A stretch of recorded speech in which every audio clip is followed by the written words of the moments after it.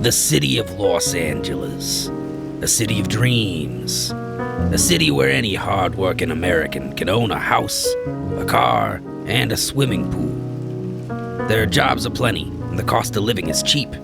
A place where a man can raise a loving, happy, all-American family, right next to the glitz and glamour of Hollywood. And who knows? Maybe you get discovered, become a movie star, fly away on the cyclone of fame and fortune, live the high life. Los Angeles. Paradise. At least that's what they tell you. Because they're selling an image. The city of angels. Nobody tell you how those angels get made.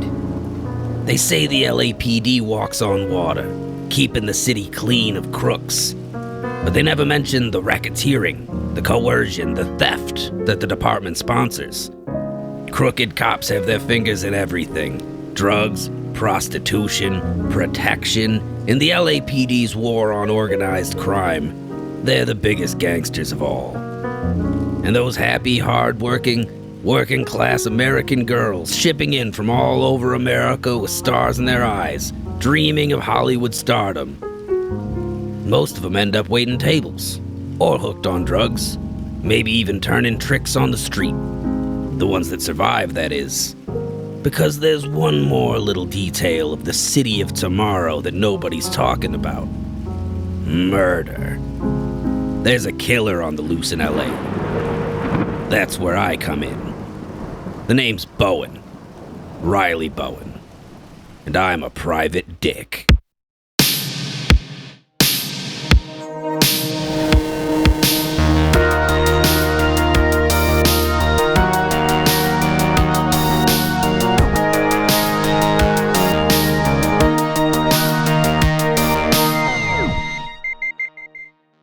Hey everybody, welcome back to Delete Everything Podcast, our shining city on the hill, fighting the corrupt forces of stupidity and ignorance and replacing it with cool stuff. Cut. Take 3. And replacing it with the lost, forgotten, partially remembered, deleted parts of history that you didn't know you needed. But here we are, and we're giving it to you. Whether you like it or not, you're Rodney King and we're the LAPD. Ooh, okay. All right, I'm good. That's a good LA metaphor. I think that's good. I would have gone with a little like so we're dealing with LA in the 40s on this one. So like I'd have gone a little more with like a racketeering corruption sort of beat. Yeah. Because notoriously in the 40s, like the LAPD were like the biggest gangsters in town. Yeah, for sure. But then I mean going into the 90s, yes, still doing that. Yeah, and probably currently. Yeah. If you have not done so already, please get on whatever you're listening to. Give us 5 stars. Leave us a review, particularly if you are on Apple Podcasts. That is really good for us.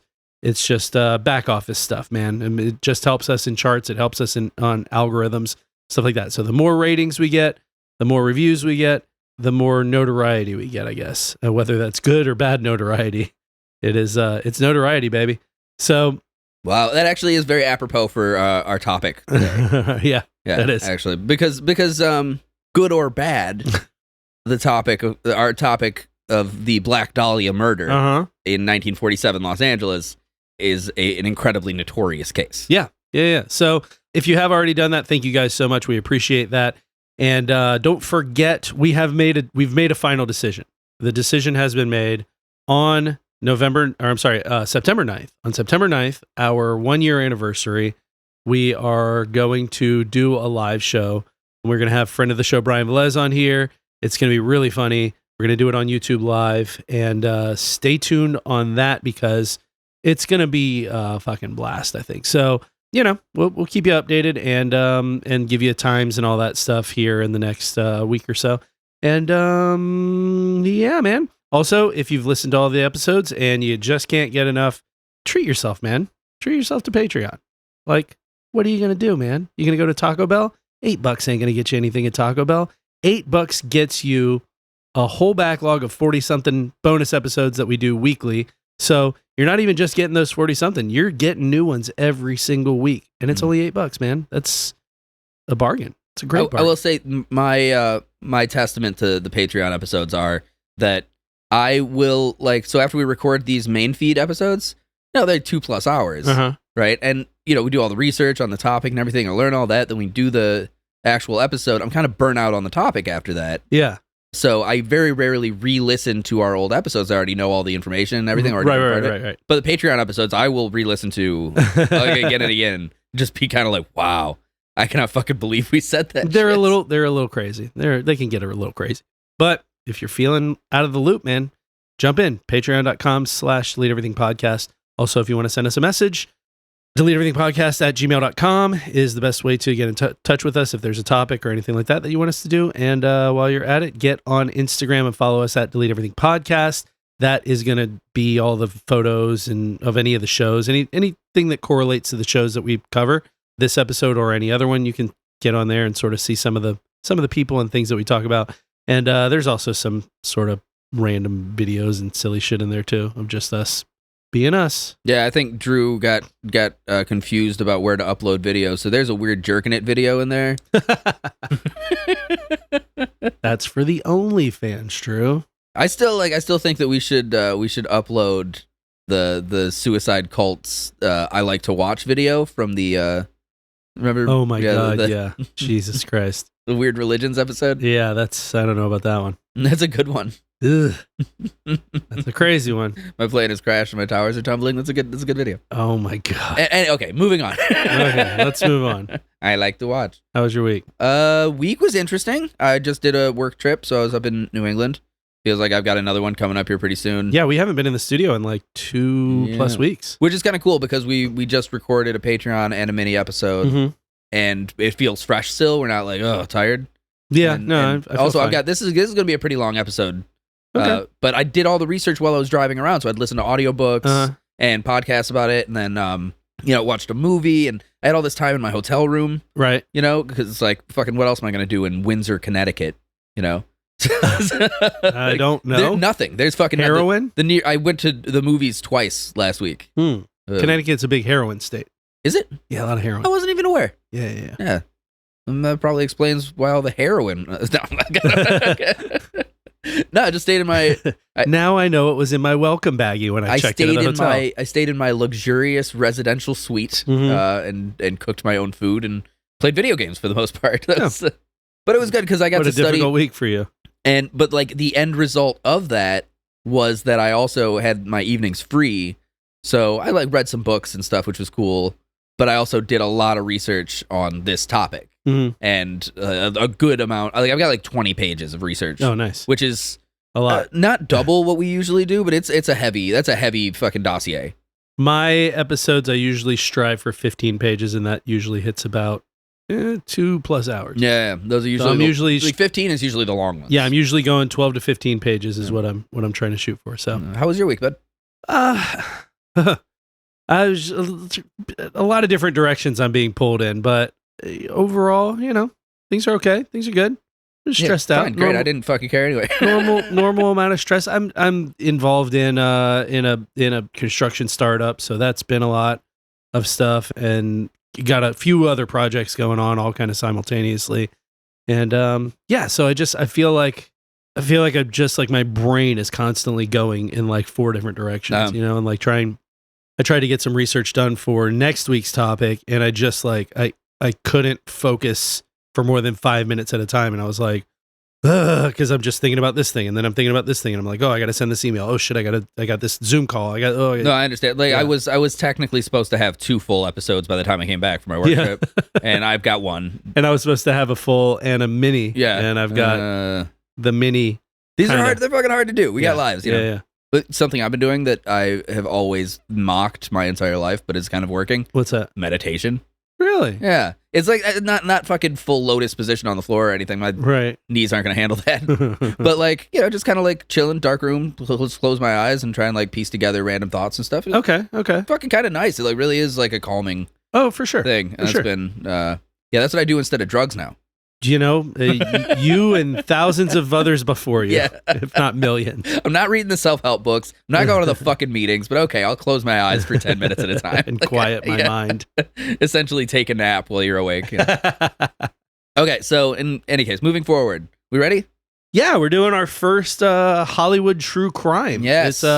one of probably several future episodes. Which I think is cool because it's actually like a time period I'm a big fan of. When we originally were going to do this episode, the idea was that you and I each would do a portion of it. We were going to do another split episode like we've done in the past. Like do like multiple takes on different crimes in Hollywood. Yeah, and we were because both, they're endless. We were both going to, what I was planning on doing, what Riley and I were talking about was like, let's both take like a small sort of like inconsequential one. So like, for example, I was going to start off with Dustin Diamond, aka Screech Powers from from Saved by the Bell, and his legal troubles before he died, and then do an actual like real Hollywood true crime, and then Riley started diving into Black Dahlia, which I looked at briefly, and I was like, "Oof, that's big."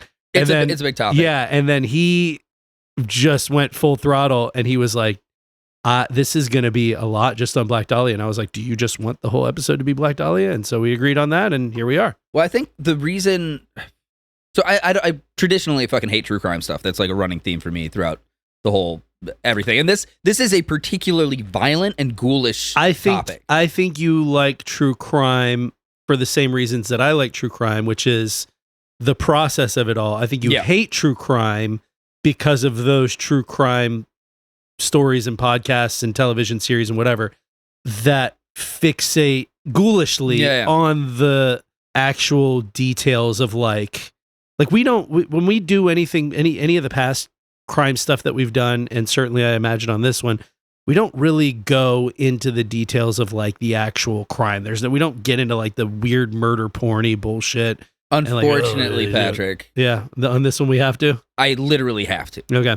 That's why it's a weird topic for me. So, like, the Black Dahlia murder is one. It's a band from Michigan, fucking pretty good metal band. I've seen them actually. Nice at a house show.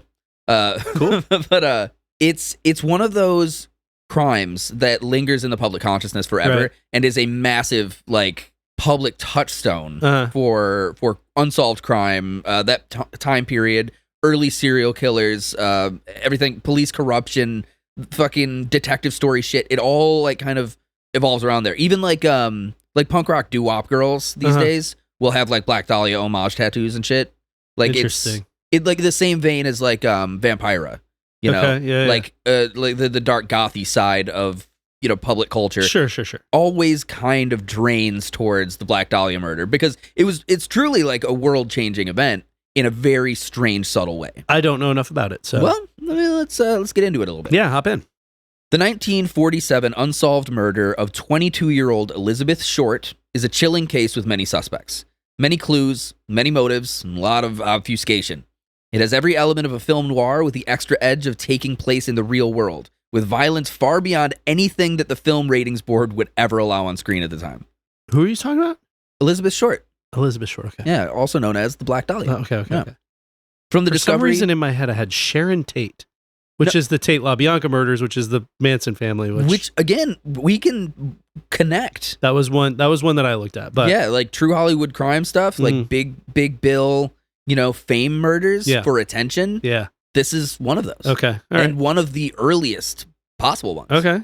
So from the discovery of the body to the tabloid sensationalism to the twisting and ultimately very auspiciously shut down investigation. Okay. Everything surrounding Elizabeth Short's life and death is the stuff that like a writer of detective fiction would dream about. We got a starry-eyed girl from Nowheresville, Massachusetts. She moves to Hollywood with dreams of movie stardom, but the harsh realities of Los Angeles in the 1940s soon take their toll, and the innocent girl gets involved with the wrong crowd, winds up dead. I see the private eye sitting in the dark room behind the desk. Exactly. That's with what it is. Smoke in the air. It's the whole thing, She was a hell of a dame. Yeah. All legs, no torso. But the thing is, legs and head. That was it. It was weird to look at. But the murder and the grisly way that there was something about her. The grisly way the body was displayed publicly, discovered naked, mutilated, and butchered in a vacant lot behind a warehouse. Jesus. Yeah, like this is a rough one. Okay. Right? It caused such a stir that soon the press began their own like lopsided investigations. So they're drumming up so much public furor that the LAPD began committing an inordinate amount of time, money, and manpower to the search for the killer. Okay. Celebrity detectives, like people who would work on like TV shows and Right. shit. Right, you got psychoanalysts, even the famous LA Gangster Squad, who Okay. was responsible for taking down the big mob boss Mickey Cohen in the 40s. Okay. They were investigating. They all too? became involved in a case that was quickly ensnaring like pimps, drug dealers, pornographers, soldiers, cops, all the way up as suspects. as suspects, all the way up to like a prominent nightclub owner and some highly respected socialites and doctors and shit. I'd believe the nightclub owner. I That's the one you'd lean to, huh? don't know. Sure, why not? Why not? Why not? Those guys always seem grimy. The media attention drew such a clamor in a city where everyone wanted to be a star that false witnesses, misinformation, and even dozens of false confessions began to muddy the waters around the case. Oof. The murder became such an object of societal interest that the sympathy for the victim waned. And as with all such cases, Elizabeth Short became the object of blame. You know what? That's not surprising because look at we still have like it's only very recently that there's been a big outcry about victim blaming. Yeah. Traditionally, Within the last 10 years, especially it's been a with thing. like sensationalized cases like this one Yeah. became, it starts out with like, oh, this poor victim, and then Right. ends up like, oh, she probably deserved it. Absolutely. Or like, what did she do to look get there? at as recently as like the Clinton scandal. Yep. The amount of hate that Monica Lewinsky, who was what, like 19 years Yeah, old, insane. and Bill Clinton was 40-something year old, And so- she's an intern and he's the fucking president. That and blame, they're like, oh, that bitch. that blame Like, being- what? the blame being put on Monica Lewinsky was such like a massive, like publicly accepted thing. Mhm. Everyone was just like, yeah, this whore. Yeah, You know? I mean, Jay Leno was- did it for like She 10 was years a straight. 19-year-old intern at the White House for right. one. Like just a Right. cute little chubby girl. What are who you going to fucking do when the president of the straight United A's States is her like, whole life? hey, you mind if I put this cigar inside your cooter? Right? Yeah. You want to give me a blowjob while I put this cigar in your Like, this is butthole? The most powerful person on earth wanted Exactly. a blowjob. Okay, fuck. What do you do? 19. You know, but not to say that she wasn't probably taken by him. And I'm sure it wasn't. Maybe it wasn't a great fucking idea, but like No, but I mean, you're allowed to make those mistakes at 19, not Yeah. at 40-something. exactly. So yeah, victim blaming is like a very it's an American pastime, worldwide even. But I mean, like, I think in the 40s, imagine how, right. especially a woman, a young pretty girl. It was really easy because like I think so Los Angeles was a very Christian city. It was founded essentially by like central United States, Mhm. like Methodists and Mormons. Okay. There's a lot of like it was the subject or the place of a lot of like Christian radio plays and stuff. Oh, how the times have changed. Yeah, right. Yeah, it was a very like the entire thing was very, very Christian based. Okay. Had a lot of indecency laws. Like the vice Interesting. department in the LAPD was like booming. Uh-huh. Like LA Vice was a Right, big right. department. It was like always capturing pornographers or gays or fucking drug dealers. The gays? Yeah. The gays. Are, Oh, no. Like, yeah. Like being gay was Yeah, I know. was punishable. It you know? was, yeah, it was, the sodomy laws. it was, Actually, sodomy- sexual perversion, Sodomy which there were laws, laws against. Sodomy laws are kind of a factor in this story. Interesting. Okay, interesting. Yeah, so like if you have like this, it's easy to put down the story of like the sweet young girl who came from the Midwest Mm-hmm. to pursue her dreams, cut down, and then turn around and find out like she went out with friends for some drinks or some shit. Yeah. and be like, oh, this fucking Oh, yeah. strumpet. The devil. Yeah, exactly. She's drinking the devil juice. Yeah, exactly. No wonder she got murdered. She deserved it. But there's the thing: was she actually a wide-eyed American girl, or was she a con artist sleeping her way through Hollywood, living off of what she could get off of whoever's bed she ended up in? I don't know. Or was she a high-end prostitute? Or Oh. was she a lesbian nude model?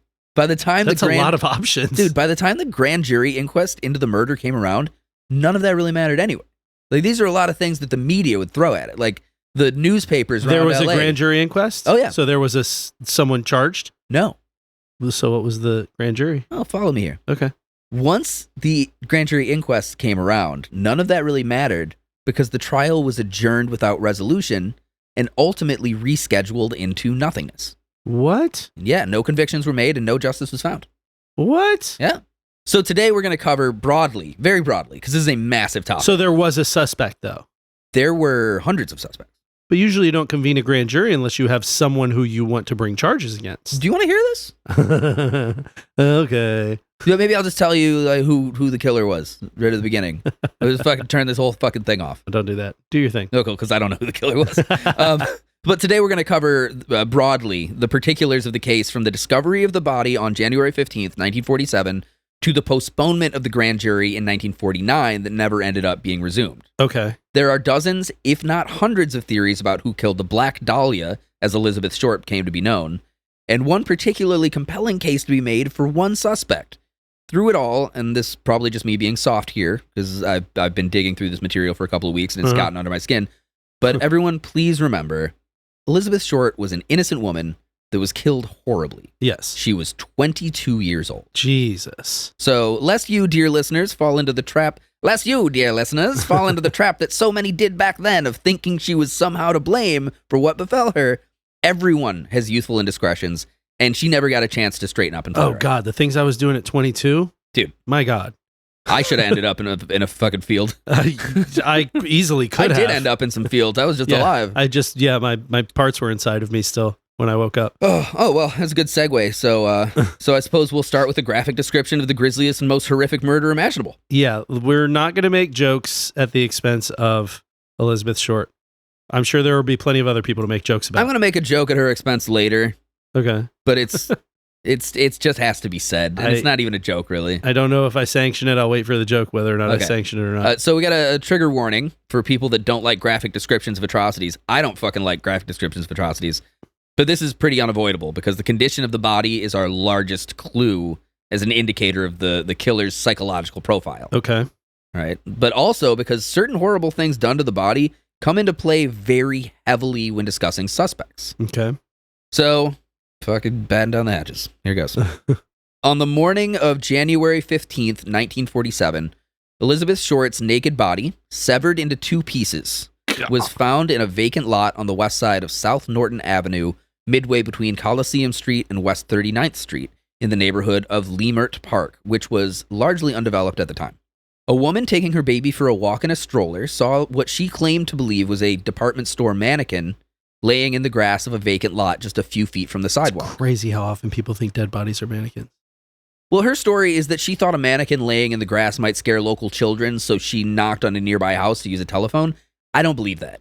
I think she hoped it was a mannequin, but it was disturbing enough to spur a fairly direct action in calling the police. Like, if you really thought that was a mannequin, why call the police? But there's like a protective thing that your brain will do. It is. Yeah. It's actually more common than you think that people who stumble across dead bodies think initially it's a mannequin before the horrific realization that no, there's no way that can be a mannequin. I think anyone that's seen the crime scene photos would agree that thinking that the body was a department store mannequin would be wishful thinking or willful ignorance. Jesus. It was early in the day and it was sunny, so there was very little to obscure all the remains from sight.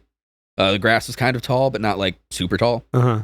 It would seem pretty obviously that Elizabeth's body had been placed in that spot specifically to be found. Oh. Short's severely mutilated body was completely severed at the waist and drained. What? Yeah, completely severed into two pieces and drained of blood, leaving her skin a pallid white. Sure. Medical examiners determined that she had been dead for around 10 hours prior to the discovery, leaving her time of death either sometime during the evening of January 14th or the early morning hours of January 15th. The body had apparently been washed by the killer.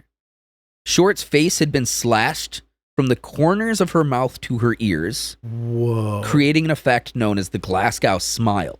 She had severe cuts on her thigh and breasts where entire portions of flesh had been sliced away. The lower half of her body was positioned a foot away from the upper, and her intestines had been tucked neatly beneath her buttocks.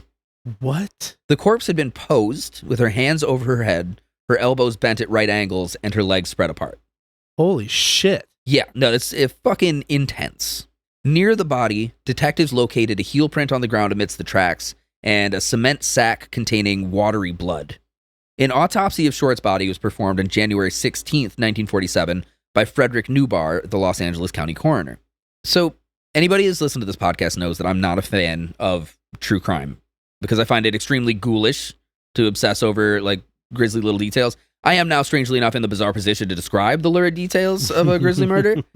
I'd like to be known that this makes me extremely uncomfortable because I have a hard time separating the narrative from the actual human being. And I'll get into it a little later, but I have so much empathy for Elizabeth Short.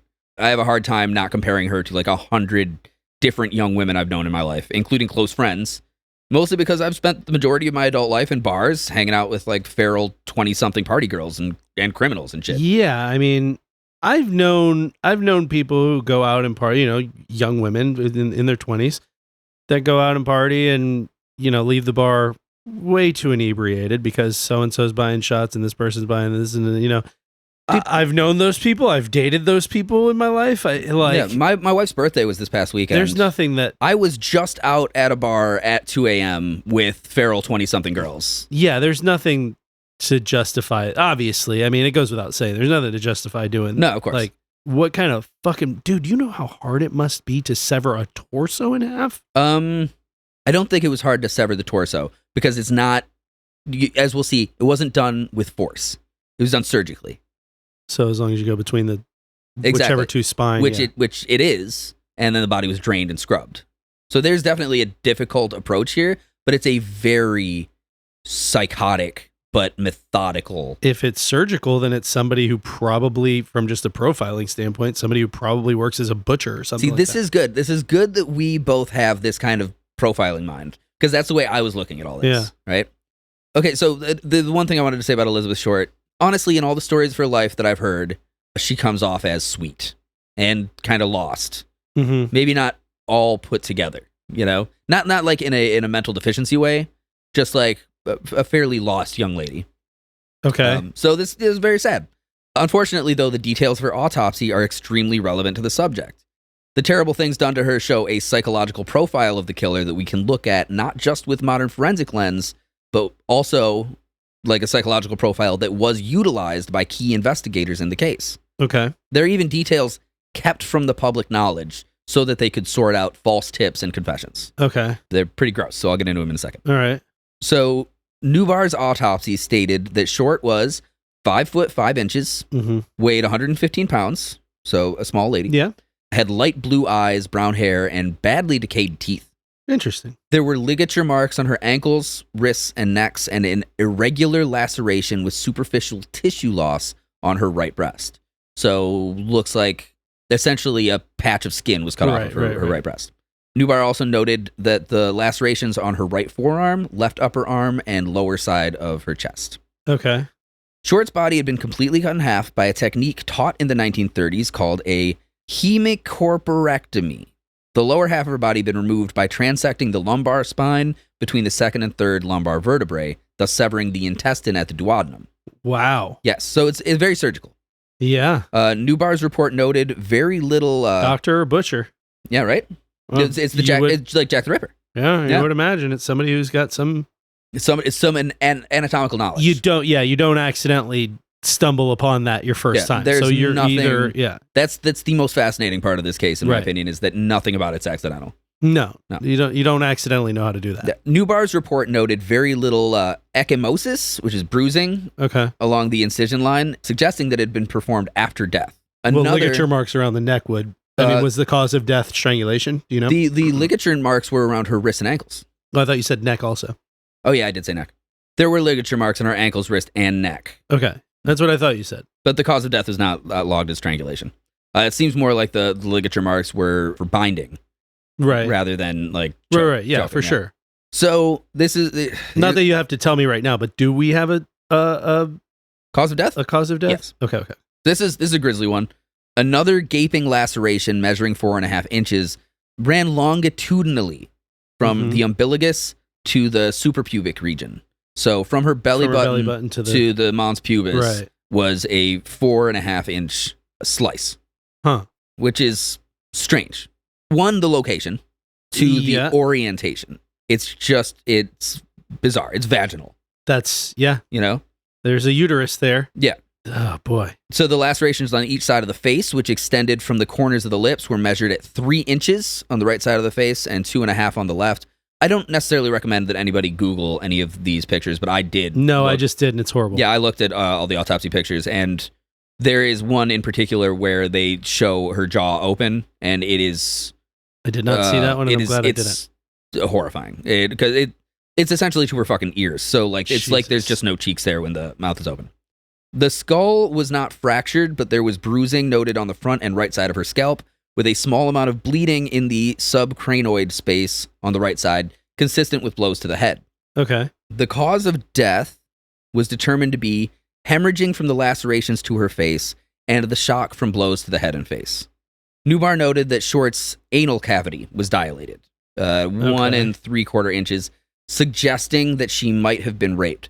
But it is also important to note that there's no bruising associated with that. There was no real indication of sexual assault. Post-mortem. Could have been post-mortem, but there's an anal dilation to be factored into this. Okay. That, again, in a psychological profile, I think is kind of important. Samples were taken from her body, testing for the presence of sperm, but the results came back negative. Okay. The general consensus was that there was not the usual tearing and bruising associated with anal rape, Okay. but the dilation suggested an object had been inserted for a fairly extended period of time. Interesting.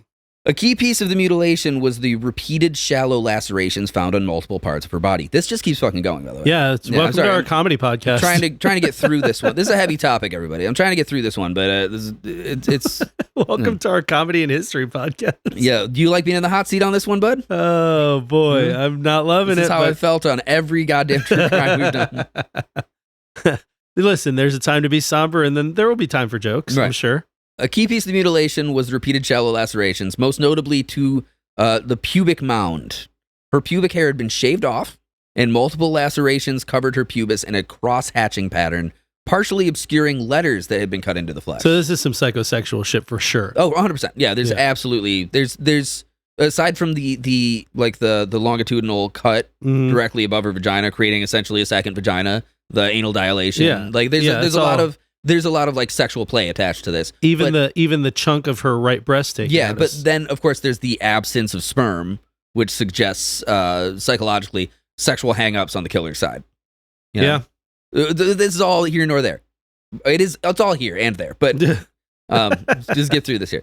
So there were letters carved into her pubic mound that were partially obscured by this cross-hatching like cuts.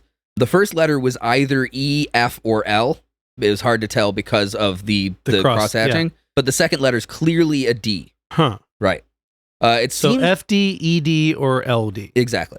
Okay. It seemed like the cross-hatching cuts were meant possibly to remove the lettering. It could be supposed that the letters were considered to be a poor choice by the killer, and they tried to remove them after. Like he tagged his Yeah. initials and then was like, "Oh yeah, shit." exactly. Let's see the 40s. That's going to be an Ed, a Frank, or a Larry. Maybe, or an Elizabeth. Yeah, man. Yeah. I guess Luna? criminology would tend to lean toward this is a male. If he was using his own initials.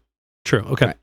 Much of the mutilation to Elizabeth's body was done posthumously, including two bizarre details that the police kept from the public. These are gross, but also I think possibly the most important psychological elements here. Mhm. One, Elizabeth had a tattoo on her right thigh above the knee of a red rose, Mhm. which was unusual for women of the time, Mhm. and it was placed in such a way that it would be visible if she wore a skirt with a slit, Okay. which at the time would be like, ooh, scandalous. Right. That tattoo had been cut off of her leg and inserted into her vagina. Whoa. The other detail is that the pubic hair that had been shaved off of her had been inserted into her anus. Huh. Yes. Interesting. Horrifying. But there's a psychological profile attached to this that is heavily psychosexual For sure. in a lot of ways, right? For sure. So lurid and horrible details. It makes me wildly uncomfortable to relate these things, but again, they're important for context. This was not some fantasy murder case in a sanitary environment. This was brutal. A final detail that has made this case stand out, and I believe it more palatable for general consumption in general, Uh-huh. is that there was no blood. Other than the concrete sack. Other than the concrete sack with a little bit of like watery blood in it, which I would say is suggested was used for like moving, right? Moving what? Like Moving like her blood? like moving her. Oh, Because I at got the time, you. Yeah, yeah. a sack would have been like a cloth sack, right?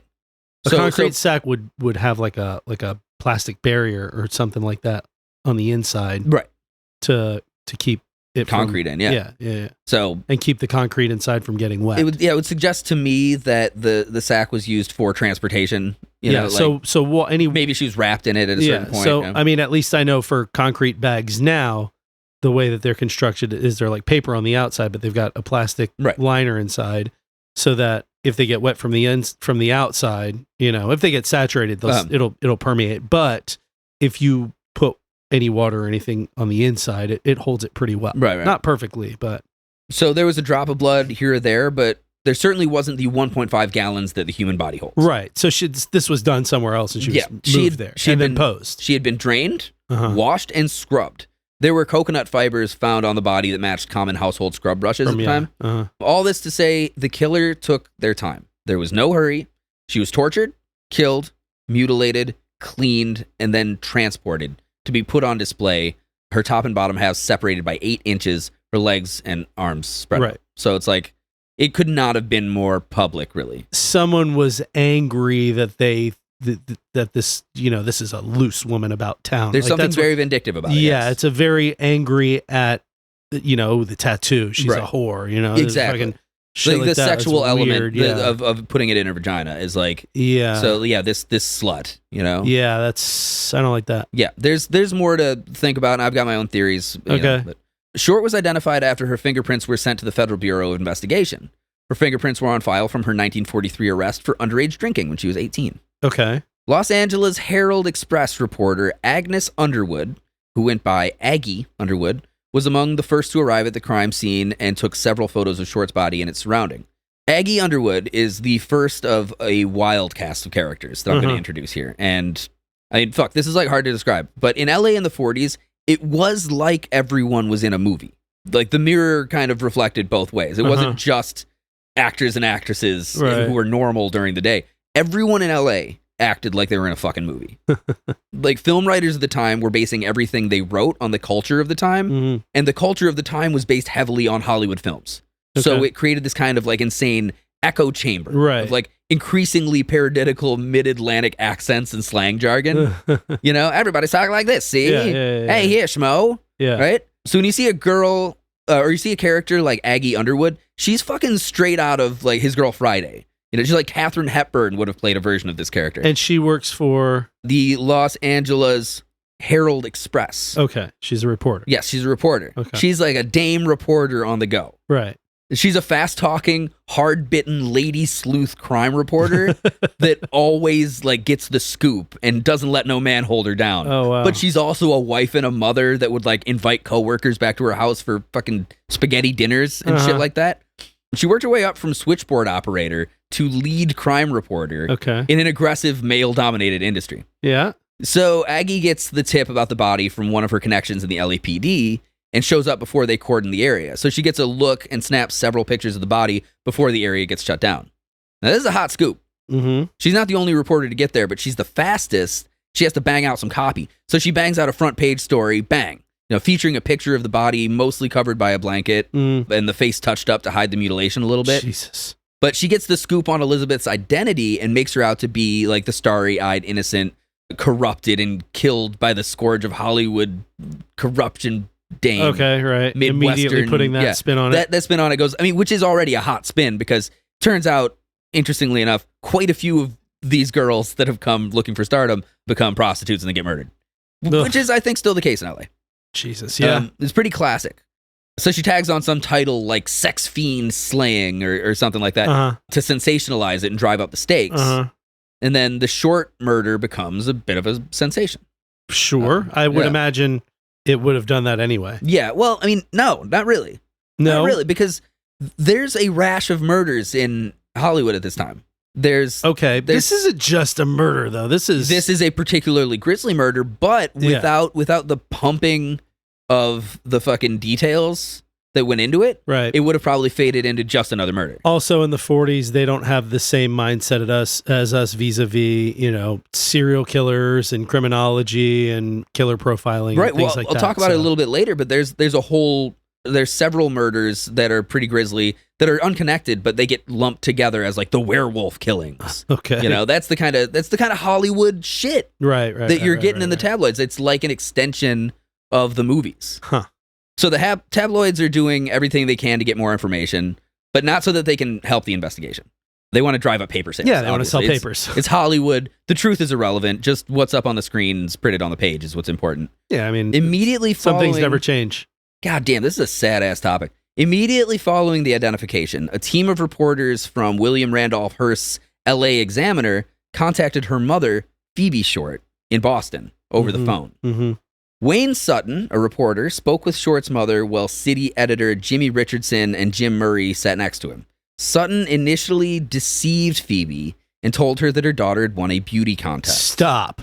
It was only after prying as much personal information as they could from Phoebe that the reporters revealed that her daughter had in fact been murdered. Holy fuck that shit. Yeah. Now that story's fucked, Yeah. but it's a solid example of what the media involvement was in reporting of the time.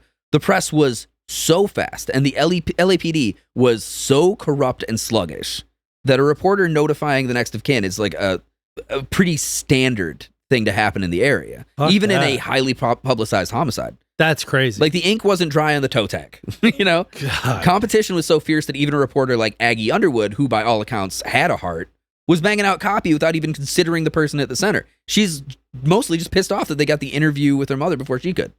Fuck. So Aggie digs a little deeper to find out that Elizabeth was a regular in the LA late night social scene. Okay. Was always wearing lacy black outfits.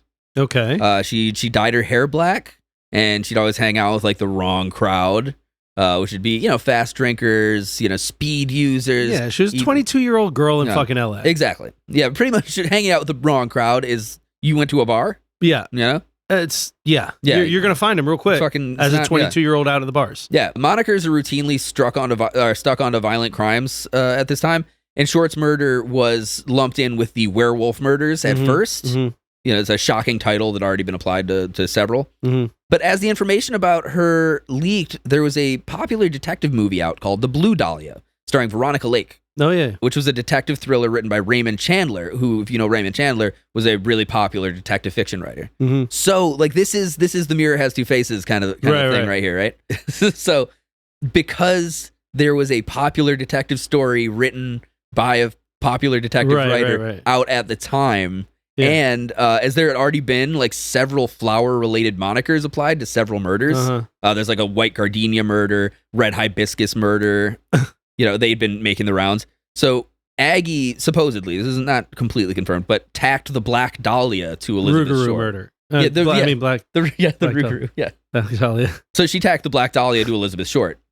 Yeah, so like the Blue Dahlia was the movie, and then she's like, oh, it's a detective story, just like that, and fucking bam, Black Dahlia, because she's dressed in black. Lame. It's not highly intellectual copy, No. It's fast and gritty, and that's why this whole thing is interesting, because one of the reasons that it's never solved is that everyone attacked it like this, as fast and loose as they could, right? The reporter calling the mom and saying she won a fucking beauty contest just to get a bunch of details and then be like, oh, just kidding, she's dead. That's crazy. Yeah, there you go. That's insanity. I can't even imagine. I wouldn't have been able to sleep for days if I did that to somebody. Yeah, it's fucked. I'd be like, I'm a piece of shit. Yeah, that's awful. Wow. I don't know if I could live with myself. No, that's that's bad. That's fucking gnarly. That's bad. But I think it's pretty clear cut that the back and forth between fantasy and reality in 1940s LA was like, it's almost like dimensional bleeding. Yeah. Because we have to remember here, for context, this is 1947. It's been less than 2 years since the end of World War II. Yeah. Yeah. Not only is the world just now starting to settle back into normalcy, almost every single adult male between 18 and 40 was a war veteran. Oh, wow. Yeah. The LAPD had just swelled its ranks with men coming home from the war, often shell-shocked. Pretty much every every major city Literally. police department was all vets. Yeah. Often shell-shocked, often having perpetrated great violence. Yeah. And the majority of that violence was done in the South Pacific campaigns, which is notoriously brutal. Yeah. It's not a very talked about topic, but when America's fighting a war on two fronts in different directions, it's going to be people from the East going East and people from the West going West, right? So everyone in the city of LA had been waiting for the last 5 years for Japanese bombers to take them out or for a full-scale invasion. Right. To the people on the East Coast or the West Coast, it was like, this shit's right here. Yeah, right. Literally. Yeah. Well, there was a Japanese attacked San Diego. Yeah. Very, very little known Small fact, one. but they Yeah, and I don't think there were any casualties. There were or a it was minimal. bunch of sightings of fucking Japanese submarines and shit off the coast of California, all over the place. Yep. So you put yourself in that spot. You're the biggest major city on the west coast of the United States, and all of the fighting men are gone, right? If the Japanese are going to make a strike on the U.S. soil beyond Hawaii, it's going to be there, obviously. And in the meantime, all the men from the coast and beyond are fighting in a protracted, horrific, and famously psychologically damaging war. So when they all come back, there's a massive uptick in police recruitment, organized crime, because every fucking adult male in the city knows how to handle a gun and have probably killed at least one person in their lives. Yeah. Like violent crime skyrockets, particularly horrific murders. They become like almost everyday occurrences. Wow. Sexual violence becomes commonplace to the point that the LAPD literally just ignores rape cases. Holy shit. Drugs are huge because 10% of the population comes back from the Pacific with opiate addictions and PTSD. Yeah. Like this goes hand in hand with the movies being more popular than ever because escapism is at an all-time high, right? That makes sense. Because the entire fucking city's insane. They're all fucking crazy. And in the meantime, hey, baby, it's LA. It's the city of tomorrow. God, the greatest police force in the world. Swimming pools, movie stars. Everyone has a car. Everyone has a home. Play it cool, hot shot. You know. In the meantime, people are fucking like at home cutting their wrists because of the children they murdered in the war and shit. Jesus. So now, okay, we've been talking for a minute here. What do we know exactly thus far? After all that. Okay, we know Elizabeth Short was a 22-year-old girl from Massachusetts that was murdered horribly in Los Angeles. That was enjoying being 22 and having a nightlife, and some real fucked up shit happened. That's all we got right now. Really, so, honestly, yeah. Other than that, we know the killer was methodical and had some knowledge of anatomy. Sure. Right? Okay, so let's talk about Elizabeth. Elizabeth Short was born on July 29th, 1924 in the Hyde Park neighborhood of Boston, Massachusetts. Okay. The third of 5 daughters to Cleo Alvin Short Jr. and his wife, Phoebe May Sawyer. Short's father built miniature golf courses until he lost most of his savings in the 1929 stock market crash. Interesting. Yes. In 1930, his car was found abandoned on the Charlestown Bridge in Boston, and it was assumed that he had jumped into the Charles River, which I drove over just last week, actually. Troubled by bronchitis and severe asthma attacks, Short underwent lung surgery at age 15, after which doctors suggested she periodically relocate to a milder climate to prevent further respiratory problems. So her mother would send her to spend time with family friends in Miami for, summers for the next few years, or winters for the next that's a better climate, is it? For respiratory stuff. Yeah. Instead of the winter where you're going to get respiratory infections, she gets sent down to It's so Miami. humid. Yeah, it's going to be better for your lungs, though, in general, than cold, right? Okay. That's all kind of just context stuff. In 1942, Short's mother received a letter of apology from her presumed deceased husband, which revealed that he was in fact alive and had started a new life in California. What? In December of that year, at age 18, Short relocated to Vallejo, California to live with her father, whom she had not seen since age 6. Holy shit. Right? So she's like, ooh. 12 years? She just thinks like, ooh, California. And she's like, I'm not off to go live with dad. Right. Right? 12 years he's presumed to be dead, and then he just pops up and says, hey-oh, I'm actually in California. Oh, hey, sorry. I left you and my fucking 5 daughters. Thanks for raising all those kids. It's been a good time over here in California. So at the time, her father was working at a nearby Mare Island Naval Shipyard on San Francisco Bay. Arguments between Short and her father led to her moving out in January of 43. Okay. Short took a job at the base exchange at Camp Cook, now Vandenberg Space Force Base, near Lompoc, California. God, it fucking feels weird to say. Space Force. Now, Camp Cook, now Vandenberg Space Force Base. Totally. Near Lompoc, California, briefly living with a United States Army Air Force sergeant who reportedly abused her. She left Lompoc in mid-1943 and moved to Santa Barbara, where she was arrested for drinking at a local bar while underage. Juvenile authorities sent her back to Massachusetts. Okay. But she returned instead to Florida, making only occasional visits to her family near Boston. So by the time she's 18... Yeah, she's I'm not going back to Boston. I'm fucking done with this. She's a Rolling Stone. Yeah, she goes to Miami. She goes to LA. And she's like, glamour. Yeah, right? yeah, sure. Well, in Florida, Short met Major Matthew Michael Gordon Jr., a decorated Army Air Force officer at the 2nd Air Commander Group, who was training for deployment to Southeast Asia for World War II. Sure. Short later told friends that Gordon had written to propose marriage while he was recovering from injuries from a plane crash in India. She said that she had accepted his offer, but Gordon died in a second crash on August 10th, 1945. Wow. What a different life she would have had.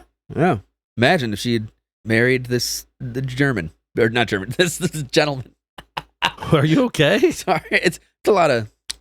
I don't usually talk this much on the episodes. If she had married Gordon, it would have obviously been a very different thing. Yeah, decorated Army pilot? Or Air Force pilot? Yeah, she said that he died in a second crash in 1945. Wow. So in July 1946, Short relocated. At the end of the war. Yeah, right? Short relocated to Los Angeles to visit Army Air Force Lieutenant Joseph Gordon Fickling, an acquaintance from Florida, who was stationed at the Naval Reserve Air Base in Long Beach. So she's all about some military guys. Yes, and that's like that is to a point of almost like weirdness, because she also was arrested for underage drinking with some military guys. She got a job at the base, right? Also, think about the time. Everybody's a military guy. Everybody's a military guy. That's true. But she's obviously pretty strongly gravitated towards that, right? Yeah. I have a theory about that, and I think that it's because soldiers are notoriously girl crazy. Yeah. And they have good income. You know, not to say that she's like gold digging. I'm just saying like a soldier will take care of a girl, you know? Allegedly. A little bit of, I mean, yeah, allegedly. But that Americana sort of 1940s, you know, they know how to treat a dame right, you know? Yeah. They got some money. They're like seeing the photo of the sailor getting off the ship and exactly and dipping the girl and kissing her. There's some romance. Weren't those people strangers? Isn't that? I think so. Yeah. It's just like guys just a like photographer hey, babe. there, and he's she's just like, ooh, pretty blonde lady. Yeah. I haven't seen a blonde. I've been fucking fellow sailors for months now. But yeah, just the putting it in Danny's ass for the last 6 months. The hero complex Americana, you know, right. That whole thing. I feel like there's something very safe to her about a soldier. You know, even if she had reportedly been abused by one. Just the first one, though, that we know of. Yeah. Okay. So she relocated to L.A. to see this guy, Joseph Gordon Fickling, who was stationed at the Naval Reserve Base. Fuck me. Who was stationed at the Naval Reserve Base in Long Beach. Okay. Short spent the last 6 months of her life in Southern California, mostly in the L.A. area. Shortly before her death, she had been working as a waitress and rented a room behind the Florentine Gardens nightclub on Hollywood Boulevard. Short had been variously described and depicted as an aspiring or would-be actress. Okay. According to some sources, she did in fact have aspirations to be a film star, though she had no known acting jobs or credits. Right. Just that I'm going to be a star. She was trying to break into the industry, but like so many, it's very typical. Get a waitress job to pay the bills. Yeah.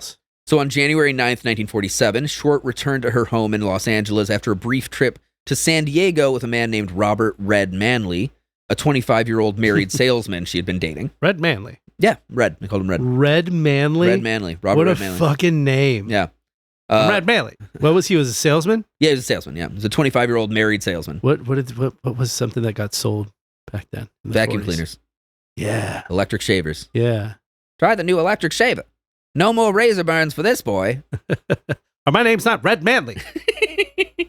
Hello, ma'am. I'm here from Hoover. Try the new carpet sucker. Okay. I got this Oric vacuum. I know the Germans are bad apples, but they know how to make a vacuum cleaner. 10 times the suction. Manley stated that he dropped... My name's not Red Manley.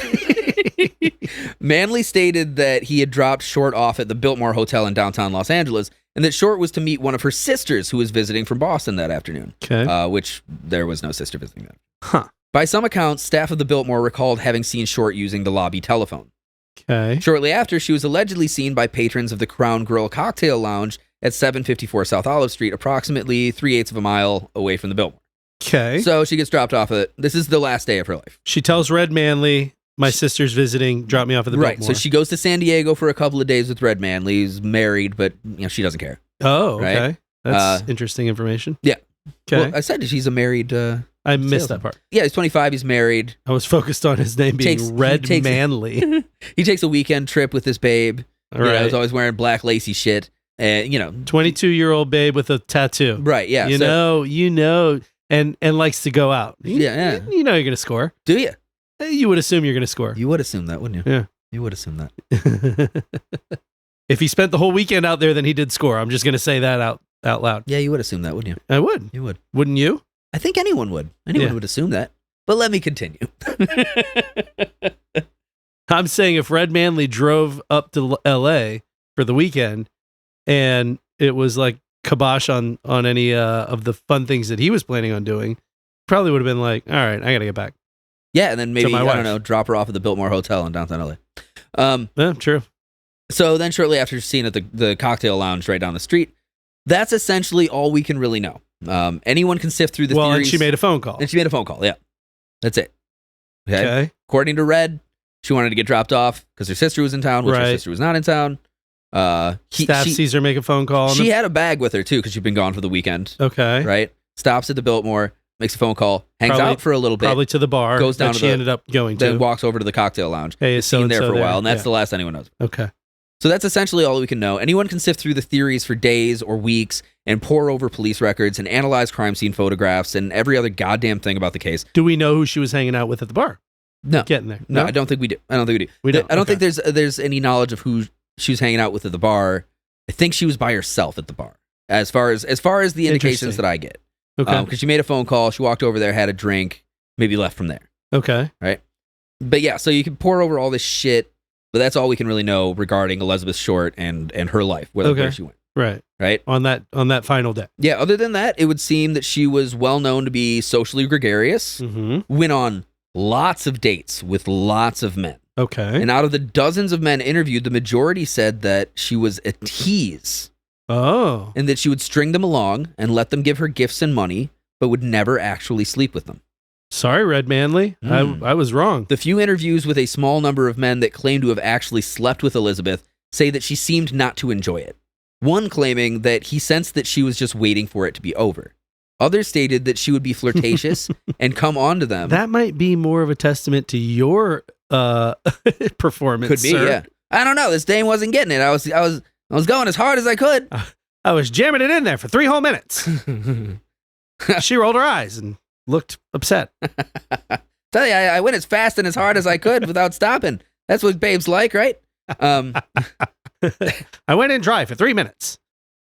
She said, "Is that it?" Others stated that she would be flirtatious and come on to them until they got to a hotel where she would suddenly become nauseous or reveal that she was on her period. And this seems to be her MO and how she would get food and shelter without holding down a job. Oh, Yeah. but she had the waitress shop. She was a waitress for a time before her death. But by the time she was actually killed, she had lost the job. She kind of bounced around a little bit, didn't hold many jobs. You know, she had a couple of apartments that she got kicked out of for not paying rent. Huh. You know, but she was always wearing nice clothes and makeup. Right. So she was And she was always on a date, right? This is where rumors come in where that she's like in a the prostitute. 40s. People Yeah. would say that's a prostitute. Exactly. But that's the thing. All these guys are like, no, she fucking wouldn't put out. Right. And she would never go under the auspices of getting paid to go anywhere. Right. She wasn't a prostitute in that it's going to be $200. It was, let's go do stuff. Yeah, let's go out and have some drinks, Yeah. buy me dinner. Maybe, Yeah. oh, will you get me this dress, Yeah. this lipstick or whatever? Huh. It keeps looking nice. Then, oh, let's get a hotel, baby. Oh, I'm not feeling good. I can't. I'm sorry. Which, I mean, like, I think we can all agree is a dangerous game.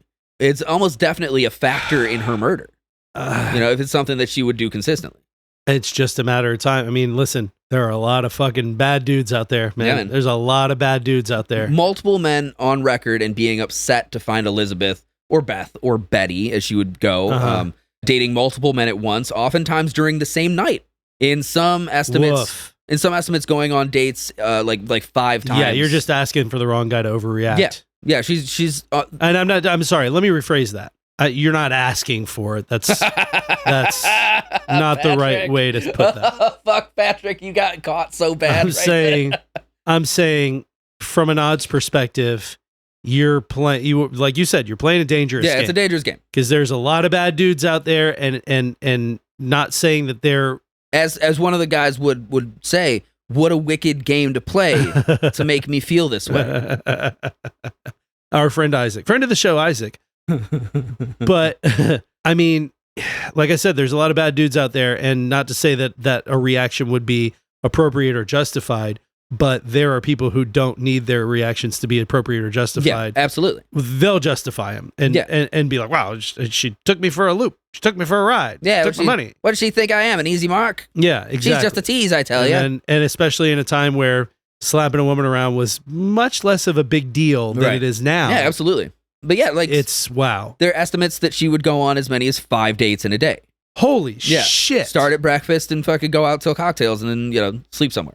Wow. It's hard to imagine, or it's not hard to imagine one of her dates becoming violent. Like that. No. That is right there. That's the fucking, the overarching theme that you would see being maybe the catalyst to what happens. That's not hard for me to imagine in this day and age, much less 1940s PTSD insanity, and she's specifically going out with like soldiers and men in uniform and shit. Yeah, like that's woof. Yeah. Elizabeth. Like, and it just like, I mean, put together a quick profile, right? Like someone who has knowledge of anatomy that has probably killed before, maybe coming back from war where they've committed atrocities, could have possibly perpetrated the same things on women in the Pacific. That's not a bad theory. It's not a bad theory, but that's off the top of my head right now. There would be very little oversight, and was very little oversight, if somebody with that sort of fucked up psychology wanted to do some practice work in the Philippines or in, Boom. Where you could see the people as subhuman. Yeah. Fucking hell. Yeah. So, to my mind, the intriguing thing about this period in her life is the common thread of not wanting to engage in sex. Like, that seems to me that living that kind of lifestyle is extremely dangerous, turning probably drunk men down at the apex of what they're expecting to be a sexual encounter. Yeah. And it would seem to my mind that when those encounters became too insistent, she wasn't above just like acquiescing, but obviously didn't enjoy the act. So like she would roll the dice, go to the hotel and be like, not tonight, babe. If they got like, I'm on my period. If it looked like they were going to beat the shit out of her, she'd be like, okay, fine, then we'll do it. But it wasn't something that she was looking to do and would try her best not to. Yikes. And it was a roll of the dice that she was willing to take for food and shelter, you know?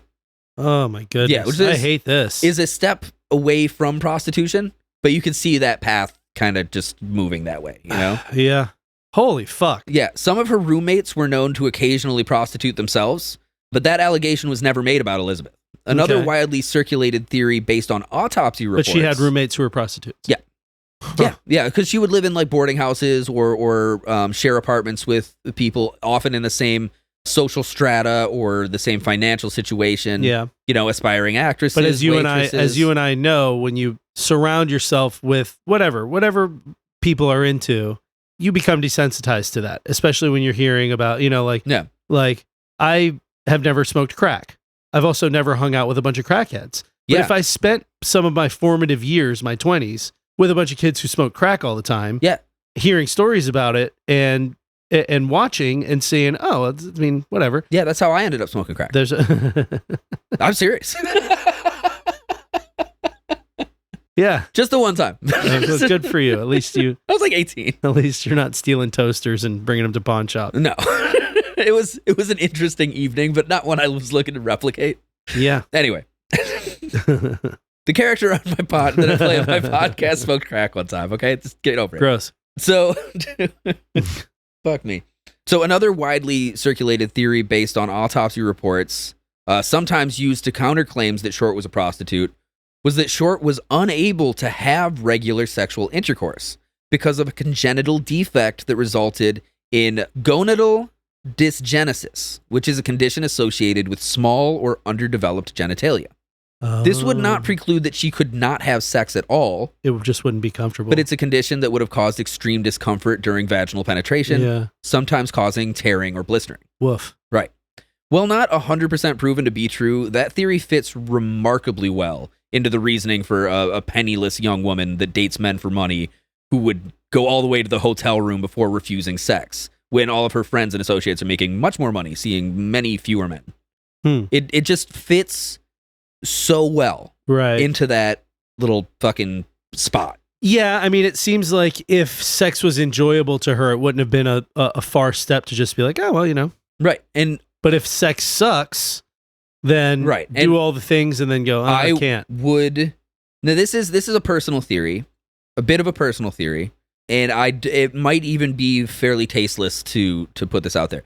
But with all of this, everything we just talked about, right?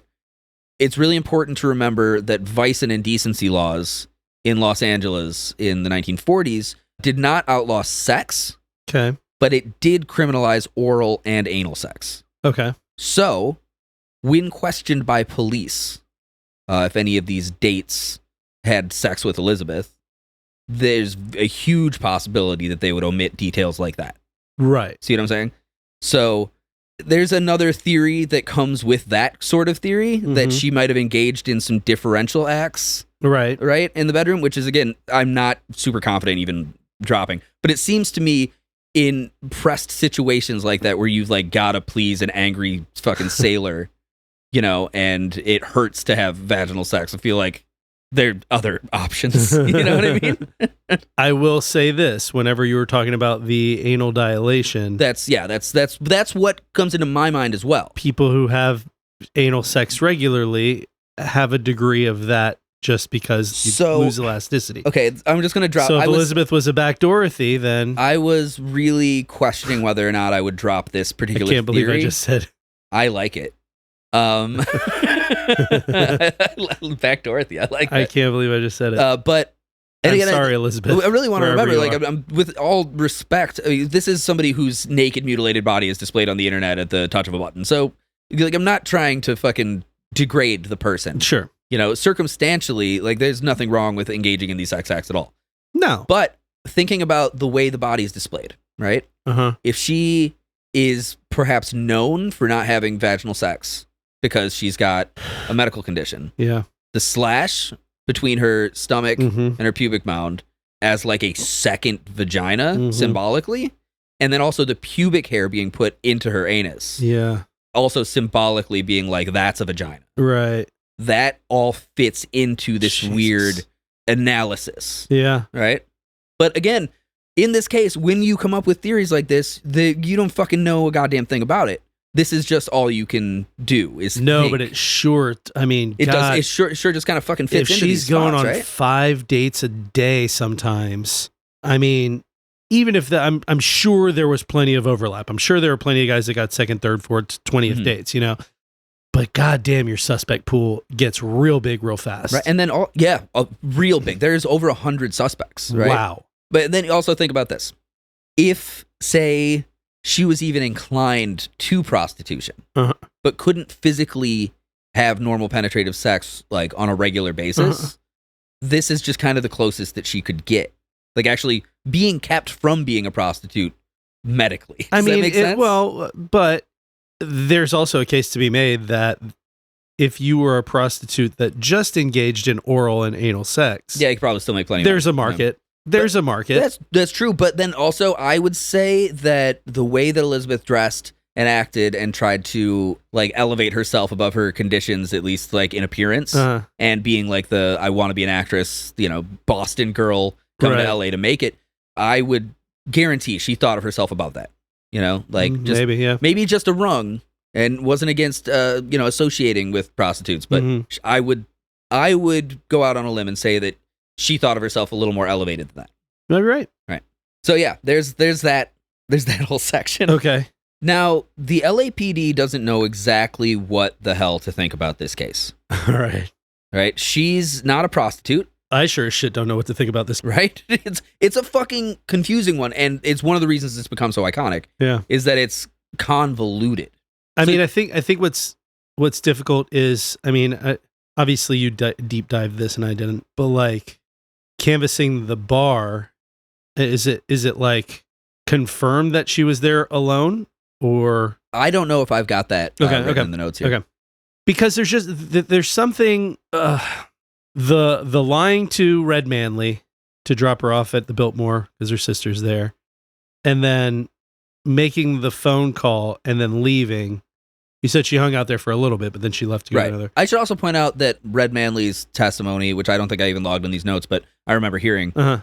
was that they'd gone out before, had a good time, thought she was cute, but it was like an early date, so Uh-huh. he dropped her off at like home or whatever. And then this next one he figured was going to be the big score, so they Right. went off to like Santa Monica for the weekend. Uh-huh. And she, did the basic flirting, go back to the hotel, and then be like, "Oh, I'm so nauseous, I can't." And he's just like, "Well, fucking not an asshole, so I'm not gonna fucking force her or anything." So Right. they just like slapped. Guess I'll go home to my wife. Yeah, but he did. He also mentioned that he was kind of fucking just annoyed and wanted to be rid of the girl by the next day. Yeah. But she was keeping up the same sort of flirty, fun, like bouncy attitude. Huh. Right. So it was like it seemed more like she was kind of stoked that the whole ruse like paid off. Right. Right. To me, that phone call is The phone call is Important. something. That's something, right? phone call is important. Right. I would assume she got dropped off at the Biltmore because she was homeless, Yes. right? And then- I think that was a ruse to say my sister's in town. She's at the Biltmore. Drop me off. yeah, exactly. And the Biltmore would be a place where you could wait because it's got a nice big open lobby, Right. and nobody'd really question you because you could be there to visit anyone. Sure. I mean, I've You gone, can use the phone. I have specifically in like the past few months even just stopped at a hotel and gone in to use like Wi-Fi and chill out because no one will ask you a question. at a hotel. Right. I've gone into continental breakfast at hotels and gotten breakfast. That's such a Riley move. What are they going to say? Nothing. Yeah, exactly. No, our bagels. But you know what? And room temperature milk. I've got a great response to people that like question me with things like that. I look at them and look at it like something smells bad. And I go, "Excuse me." It almost always stops anybody who's like, "Excuse me, are you staying here?" And I go, "Excuse me." I'm like, "Oh, I'm sorry. Yeah, I just to me that I think that was a then ruse. I smash the plate on the floor and I say, "Not anymore. You'll be hearing from my lawyer." No, I think that was a ruse to get dropped off somewhere where it looked like her story checked out, right? My sister's in town.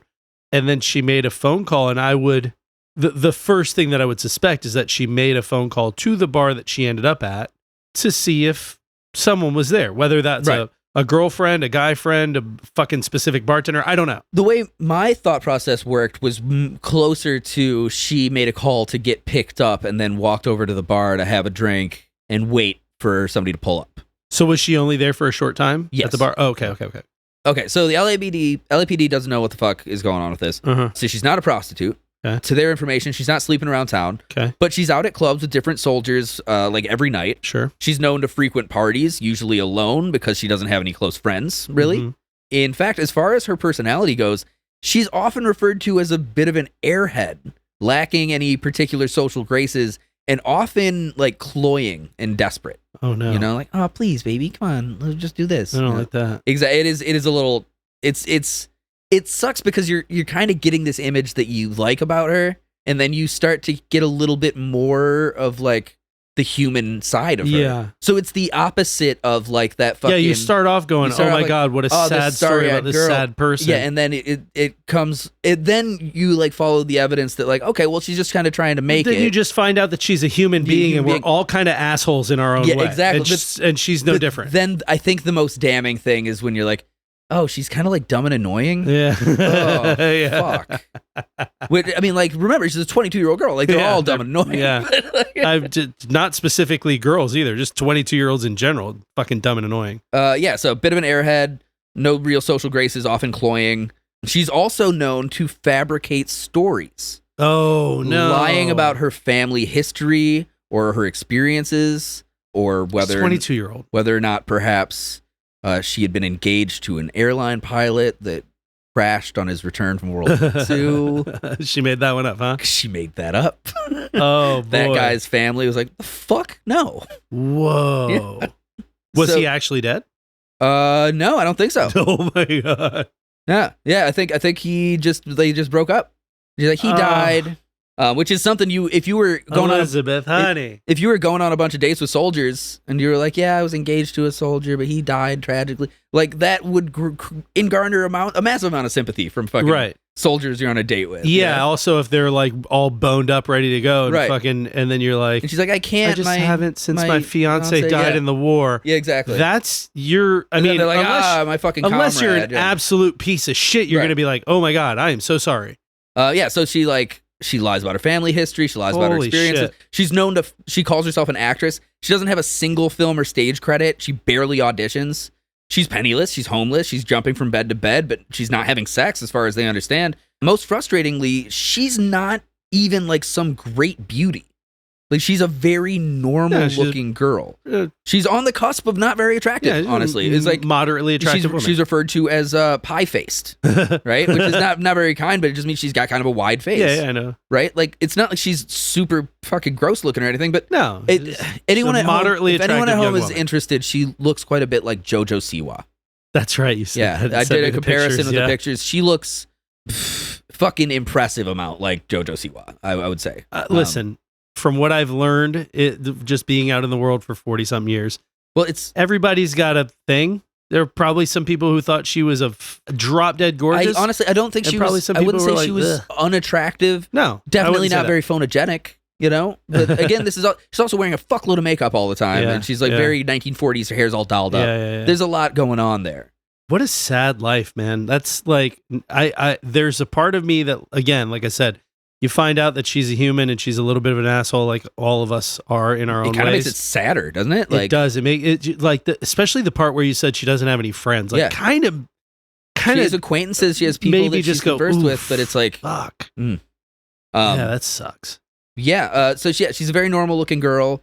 It's noted in multiple interviews where men are frustrated at getting turned down by her for sex that they didn't even consider her attractive enough to turn them down. Oh my. Right? Yeah. Wait, hang on though. That's like the guy that like sends this ugly the bitch, DM like every 3 months for like 2 years, and Yeah. then just one day snaps is like, whatever, you're a stupid ugly bitch anyway. I wouldn't fuck you with my dad's dick. Yeah. That's And it's like, there's a great song. you've been sending me "Hey Beautiful" every 3 months for the last 2 years, and I haven't said shit back to you. Fuck off. There's this cool indie band called Daisy and the Scouts. Uh-huh. They got a song where one of them goes like, "Whatever, you fat ugly slut, I wouldn't fuck you anyway." Yeah. It's like I've does had seem like so many female friends like show me those interactions, and I'm like, gross, dude. Weird. what? Yeah, so I guess like that would be that. And they're like, look at this. The guys- and it'll be like date stamped, like for a year, 2 years, whatever. And then one day it's just like, Hey, beautiful. Well, fuck you. And I'm like, whoa. yeah, guys are scary. The- They'll cut you up and leave you in the field. This is not an isolated event of that either. No, it is not. Yeah, so a lot of guys are like, she wouldn't fuck me, and she wasn't even pretty anyway, and which is a bummer because she's going on all these dates. But that could very easily just Yeah. be rejected dude, Yeah, but that's not. I'm not here to comment on that Fucking- anyway. I yeah. don't give a fuck how she looks. So- just rejected guy pushback. Right. So the LAPD kind of gives up pretty quick. It's a very heavily misogynistic time. For sure. It's heavily misogynistic and known to be corrupt police force.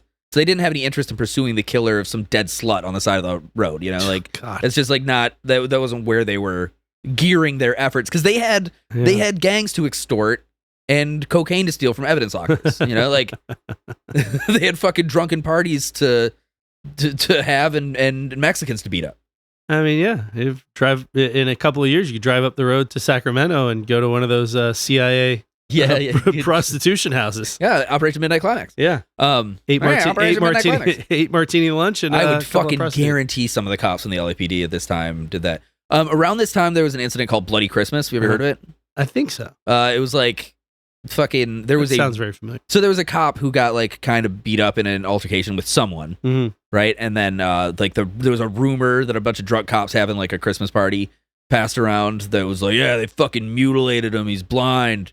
And then they were like, who? It's like, I don't know, Mexicans or something. And they had like some Mexican guys in lockup at the station, and they beat the living fuck out of them. It was a big scandal. Yeah. So that's the kind of corrupt like police force you're working with. You know, a rumor was like, oh, well, then let's take out these completely unrelated people from the cell and beat them essentially to death. God damn. But yeah, so all this plus because of the tabloid headlines, which were pivoting heavily from innocent aspiring starlet struck down by werewolf to prostitute Dahlia man-hating dyke. Whoa. The LAPD is getting constant false leads. Everyone wants to have that missing piece of information, you know, to get a write-up in the papers, a police commendation. Some people are just confessing to get off of the streets. At one point, there are over 100 suspects. The Dahlia lived in, like, my garage. My dentist killed the Dahlia. The Dahlia was pregnant with my baby. I shot the Dahlia, et cetera, et cetera, et cetera. You know, you get all these fucking things. And the false leads are leaking into the papers. Insider informants are telling the papers about the lesbian bartender that came in to confess but got all the details wrong. They're telling them about the psychic that saw the Dahlia die in a satanic orgy, that the Dahlia was tied up with the mob, that the public is getting it all on the front page daily. All different versions, all different sides. Jesus. And it completely obscures who Elizabeth Short was, which is a 22-year-old girl on her own. Yeah. You know? But everything has to have a touch of drama on it. It's Tinseltown, see? Oh my God. This is the mean streets of the Big Apple. No, fucking nope, the city of face. Brotherly, the Big Windy, Keep going. the fucking City Angels. That's one of them. Yeah. Hollywood. The City of The Angels. silver screen. I don't know. What is the name for it? Firstborn Unicorn. Wow. Californication. Hardcore soft porn. Firstborn Unicorn. God damn it. Okay. Yeah, so it's all just God dramatic as damn fuck. On January 21st, 1947, a person claiming to be Short's killer placed a phone call to the office of James Richardson, who's the editor of the Examiner, congratulating Richardson on the newspaper's coverage of the case and stating he planned on eventually turning himself in, but not before allowing police to pursue him further. Additionally, the caller told Richardson to expect some souvenirs of Beth Short in the mail. Okay. 3 days later, a suspicious manila envelope was discovered addressed to the Los Angeles Examiner and other Los Angeles papers, with individual words that had been cut and pasted from newspaper clippings. Additionally, a large message on the face of the envelope read, "Here is Dahlia's belongings. Letter to follow." The envelope contained Short's birth certificate, business cards, photographs, names written on pieces of paper, and an address book with the name Mark Hansen embossed on the cover. The packet had been carefully cleaned with gasoline, similarly to Short's body, which led police to suspect the packet had been sent directly by the killer. Despite efforts to clean the packet, several partial fingerprints were lifted from the envelope and sent to the FBI for testing. Who's Mark Hansen? He's the name on the address book. Okay. Despite efforts to clean the packet, several partial fingerprints were lifted from the envelope and sent to the FBI for testing. However, the prints were compromised in transit and thus could not be properly analyzed. Fucking hell. So between... God damn incompetent fucking shits. Oh shit, I don't know, in transit, I guess we pissed on him or something. I don't know what to tell you. Because gasoline couldn't get these fucking things off of there. God. But you know what could, I guess, was if I chewed on it. What the fuck? Fucking shit, dude. Just compromised in transit? That reminds me of the when we did the West Memphis 3, our Satanic Panic episode. And remember that there was a guy that night that went into the fucking fast food restaurant? Yeah. Bleeding all over the place. Right. And or at least had blood all over the place. No, he bled all over the bathroom. I thought it was he had blood. Like he was covered in blood. Yeah, he was covered in blood. He was his blood? It was his interesting. blood. We'll never know, I guess. Right. But the police officer came to the Bojangles whenever they called the cops and just like stopped in the drive-thru at the window. Was like, "Hey, what's going on?" And they were like, "Yeah, he was in there for a while. He bled all over the place, and then he left." And the cop was like, "Okay, bye." And then employee fucking like gathered the evidence and gave it to the cops. And then remember on the stand when they asked the lead detective, the defense attorney asked the lead detective if that had been sent in for testing or whatever. And he was like, it got lost. Fuck me. That was my fault. It got lost. That's on me. So anyway, let's send these guys to the electric chair. So, all right. So the fingerprints off the packet are compromised in transit, thus could not be properly analyzed. This would not be the only evidence lost or damaged in the course of the investigation. No, of course not. I mean, if you're going to be incompetent, be all the way incompetent, right? But here's the thing. This is the highest profile case they have. I would imagine. Goddamn. It just is, aside from like fucking gangster Mickey Cohen. And even the young gangster lady cut in half and displayed and posed it's a big in story. A public area is got to be massive public outcry. Right. This is the greatest police force on earth is like their moniker, right? Greatest at what? Being police force. Fucking up evidence. Yeah. So like they lose the fingerprints that are almost definitely directly from the killer. Right. Yeah. And it's not the only evidence they lose. So I mean, in the 40s, it would have been a fucking crapshoot to even match them. No. I mean, listen, your rationale is good. I like it. But as we go on, you got to start realizing there's something hinky within the LAPD on this case. Well, I was actually about to say, if you're going to be incompetent so good that people wonder if it's just if there's an underlying conspiracy. Right, yeah. Be that good at being incompetent. So yeah, that's not the only evidence that's going to get lost. This brought the police to my second straight out of a Bogart movie ass character. Mm-hmm. Okay. Mark Hansen. The address book name. Of all the men Short was involved with, Hansen is the most peculiar. Okay. Mark Marinus Hansen was born in Aalborg, Denmark on July 25th of 1890, and he moved to the United States in 1919. Uh-huh. Illegal immigrant. In 1921, Hansen moved to Los Angeles. He lived at Melrose and Larchmont and owned the Larchmont Theater. He also had a theater in Whittier, one in San Pedro, one in Walnut Park, 3 in Oxnard, and 3 in downtown LA. There's a lot of money coming with this guy, obviously. Mm-hmm. Clearly, Hansen was smitten with movie stars and Hollywood. Mm-hmm. And in 1926, Hansen built the Mark Hall Theater as a playhouse. Oh, boy. He and his wife separated from each other in the mid-1940s. When he knew Elizabeth Short in the 1940s, Hansen was a Hollywood resident and a successful businessman. At the time, he was described as a 55 years old, 5'9", 175 pounds, with graying hair and an accent. He was also chubby and utterly banal in appearance. Hansen owned 2 rooming houses and was part owner of the Florentine Gardens, which is a nightclub on Hollywood Boulevard. Hansen's friend, actress Ann Toth, lived with him off and on at the house on Carlos Avenue. Elizabeth Short also stayed at Hansen's house for 2 weeks in October and 10 days in November of 1946. I mean, you're a young lady with no job, no money, no home. Here's a wealthy, you're bopping around 50-something-year-old man, You're bopping around Hollywood. recently separated. You know, you're rubbing elbows here and there with some minor players, maybe every now and then a real starlet. And here's a guy who has the money to keep you at least boarded and fed, and maybe is old enough that he won't be too pushy on trying to have sex. So he was part owner of the Florentine Gardens and Short waitressed at the Gardens for a time. Ah. And that was the manner that the two met. He became interested in her soon after she began working for him. At some point, she quit her job and moved in with Hansen. Whoa. So she quit working with him to move in with him. Okay. Right? But like all of her living arrangements, it didn't last long. Short lived with Hansen for 2 weeks in October and 10 days in November. However, when she lived there, Short wasn't his only female occupant. Hansen had a reputation for being a ladies' man. Hey-o. He only hired beautiful young women to dance as showgirls at the Gardens. A beautiful girl who could put one foot in front of the other without falling over was easily hired. And whenever a beautiful young woman was short on cash, Hansen, ever the White Knight, offered her a room in his house for free. Or at Quote, least unquote. free where cash is concerned. Right. Short and her friend... There are other payment methods. Right? Exactly. So... Sneaky Danish fucker. There are other payment methods. And yet Elizabeth does end up getting kicked out about 2 weeks later. Yeah. So it kind of fucking... Yeah. Kind of all sort of comes together there. That's as long as she could push him out the door, and then eventually he was like, you know what? Get the fuck out. Yeah, exactly. So like think about it in that context of like, hey, why don't you just come stay with me? You don't got a place to stay? Yeah, you don't need this job. You just come live at my house. Huh. Right? You know, he's thinking like, great, I got like a long-term, sexual object that I can just keep in my house. Right. And she's just not putting out. Huh. Right. Short and her friend Marjorie Graham were first brought to his home by Sid Zayed, which is who's a musician of questionable character, but a big character in like the Hollywood downtown scene. Okay. So that was October of 46. According to Hansen, the girls stayed perhaps about a week or 10 days, something like that. Mm-hmm. He asked them to leave because the friend that Elizabeth had with her, this Graham girl, she was always inclined to be liquored up, and I didn't like it at all. And this Short girl...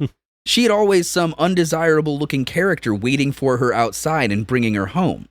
Toth explained it, Ann Toth, the assistant that lived there, Toth explained it more accurately. Well, Marjorie drank up all of Mark's liquor, so he kicked her out. So out Betty went too, and I don't blame him. Much more succinct. Yeah.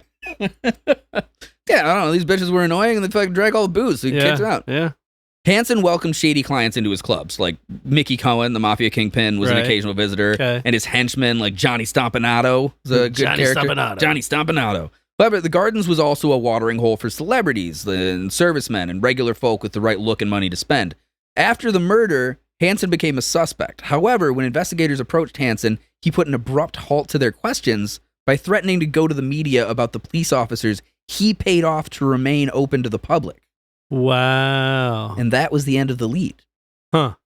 So the cops came to him like, hey, we got your name on an address book. And he's like, yeah, I got the names of a lot of fucking cops that I pay protection money to. And they were like, oh, yeah.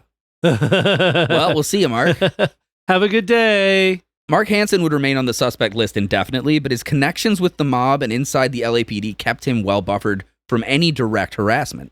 He didn't really fit the profile for the killer anyway. That's what I was going to say, is I don't see this guy being... No, there was a profile developed. It was developed by our third big weird player. In the 40s? Yeah. Somebody developed a psych profile in the 40s? There's a full psych profile. Really? Yes. A man named Dr. Joseph Paul de Rivere. Dr. de Rivere was a physician and psychologist that was highly respected by the Los Angeles criminal justice system. And he was like, it was me. I did it. Paul de Rivere. Paul? Dr. Paul de Rivere. Paul de Revere? The Japanese are coming. The Japanese are coming. Wow, that's not bad. No, I know. Dr. Joseph Paul de Rivere. Joseph Paul, okay. Yeah. JP. Dr. de Rivere was a physician and psychologist that was highly respected by the LA criminal justice system. Uh-huh. In 1937, he founded the city of Los Angeles Bureau of Sexual Offenses and was its director. He was also a consultant psychiatrist for the municipality and the superior courts. He was a consultant for the Bureau of Arson, a criminal psychiatrist. Boy, he's got all kinds of fucking a lot of things under his belt. CV, yeah. An instructor in criminal psychiatry and sexology. And in the LAPD, he held the rank of a police captain. Okay. You know, he wasn't an acting police captain, but he held the rank. That's a lot of hats. Right? He had a lot of fucking hats. That's a lot of hats. But it's all pretty much to say, oh, this big smart man. This big smart guy. Yeah, I would also... again, and he's obviously very interested in psychology. I would look at 1940s and go, what are the qualifications you need for any... Like, the qualifications you would need for those things back then are not what you would need today. I don't know. I actually sort of have the feeling that a lot of these qualifications would have to be even higher. Like, you'd have to have studied in Europe. You'd have to have fucking... Like, you'd have been down with some more, like, burgeoning psychiatric stuff in the scene, you know? Like, I don't know. Like Bureau of Arson. That's interesting, because as a forensic psychologist, all he's going to be able to do is be like, yes, he liked fire. Well, like, I don't know. Whatever. It doesn't matter. Tell me more about JP. What do you have to say? In fact, it is this period of his life that interests us as holding the rank of police captain. From 1937, the doctor begins his journey of gaining credibility and respect, which continued until the end of the 1940s, where his reputation is fucking destroyed by the Black Dahlia case. Oh, really? Yeah. So he was an early proponent of psychological profiling. Mm-hmm. It was a full 20 years before the FBI had started using psych profiles for serial killers. I was going to say, yeah. Yeah. We didn't start doing that till the 70s. Yeah. For instance, in a triple rape homicide of 3 young girls in Inglewood, California, Dr. De Rivera popped up a profile of a disturbed sexual deviant in his mid-20s with strong religious beliefs that the 3 girls knew and trusted, and this led to the arrest of a mentally handicapped school crossing guard named Albert Dyer, who quickly confessed to the murders and was sentenced to death. Oh, wow. The only problems were, of course, a huge pile of evidence contrary to the confession. Things like an eyewitness seeing the girls led away by a completely different person, being driven away by a car Dyer did not have, inconsistent testimony showing that Dyer was confused about the facts of the case, and may not have understood that he was even admitting to the murders since he had an IQ of fucking 60. Oh my God, and, 60? Yeah, literally no evidence of any kind linking him to the killings other than Dr. De Rivera's profile. Well, I'm not feeling very confident about Dr. JP's profile for the Black Dahlia case. Yeah. I'm feeling very not confident about what I'm about to hear. High profile, bad profile, I would say. Jesus. So, I'm sorry. Did I say that it was a problem that there was no evidence whatsoever linking the guy? No problem whatsoever, because he was quickly exalted by the press as the new face of psychiatric medicine, and fucking what's his name, Dyer, was excoriated as the new face of evil, and they executed the shit out of him. And Dr. De Rivera was given a medal and about 50,000 celebratory news articles. Oh, this is how we're going to solve crimes in the future, see? Boy. All you got to do is look at the brain. We don't even got to take it out of the head. So anyway, this is the guy who's working on the psych profile. So the profile De Rivera worked up for the Dahlia was remarkably in line with modern psychiatric forensics, though. He's looking for someone quieter, withdrawn, that may have a tenuous social connection with the victim. Okay. Right? A history of or in-depth knowledge about sexual violence or sadism. Some surgical background, but not necessarily a highly skilled surgeon. No. Someone sexually inept or dissatisfied with their sexual prowess. Someone highly intelligent but capable of extreme mood swings indicating bipolar disorder. Yeah. Possibly a history of substance abuse. Not necessarily a loner. Probably a married man with a family in their mid to late 20s. Okay. Which, interestingly, is exactly what he found when he got a letter. In late November, a young man from Miami wrote a letter to De Rivera in response to the Dahlia article. In the letter, he noted that he himself was a writer who was also professionally interested in matters relating to criminal sexuality and sadism. And if De Rivera needed any assistance in solving the Black Dahlia case, he would be only too happy to lend a helping hand. Oh, boy. His name, he said, was Jack Sands. He lived in Los Angeles during the time of the murder, employed as a hotel bellhop in Santa Monica, and as such was quite familiar with L.A.'s milieu. Jack Sands' letter captured De Rivera's attention. Here was a man who perfectly fit the criminal profile of Short's murder. A studious type obsessed with sexual sadism. Say that 10 times fast. Studious type obsessed with sexual sadism. Okay. Nope. Possessed a superabundance of curiosity, And better yet, de Rivera knew that by writing to him, Sands was exhibiting an unconscious desire to boast of the crime that shocked the nation. And insert himself into the investigation. Exactly. So, like, you're saying this all does fit a real good profile. That the only thing that I don't know how he came to the conclusion. Married man with family? No, that actually tracks. I was going to say the history of drug abuse. Possibly a history of drug abuse. Okay. That would, I don't know. I see that fitting mostly just as like, oh, so he's had like low life connections, or like he's been in the scene. Yeah. You know, possibly just morally has like some fucking low points, because there's still a lot of like moral quandary stuff attached to this. What is Sands' surgical background? Oh, well, we'll get there. Okay. De Rivera reached Sands by telephone and, feeding the young man's ego, engaged him in a series of conversations wherein he suggested that if Sands were to come out to Los Angeles, he might be able to help De Rivera with the Black Dahlia case. Mm-hmm. If money was a problem, De Rivera said, he would hire Sands as a secretary for his upcoming book and perhaps even pay for his airplane flight from Miami. Mm-hmm. Sands enthusiastically agreed. De Rivera was convinced that Sands knew too much about the Black Dahlia case and was somehow involved with Short's death. I was going to say you could probably get him to slip up, maybe, depending on how smart he is. I think that was the intention. Yeah. They kept those two specific details out. I think that if you pried in the correct way, to, like, approached it like, so, what are your thoughts? Like, what are your thoughts on the evidence? What is, like hash it all out. And then if he mentions either one of those two things, then that's knowledge that no one with the police department has. Right, so. Exactly. De Rivera was convinced that Sands knew too much about the Black Dahlia case and was somehow involved with Short's death. Mm-hmm. It appears that he went to someone in the LAPD, most likely Police Chief Horrell or Assistant Police Chief Reed, and obtained funds to buy an airline ticket for Sands. Then, De Rivera arranged for Sands to fly to Las Vegas, apparently so that he could conduct the investigation on his own terms and away from the eyes and ears of detectives. In any event, Sands arrived in Las Vegas on December 28th of 1948 and was picked up by De Rivera and his driver. Mm-hmm. It was the beginning of a bizarre odyssey. In desert motel rooms scattered between Las Vegas and Los Angeles, De Rivera, acting as Sands' friend and possible employer, questioned Sands on a myriad of subjects.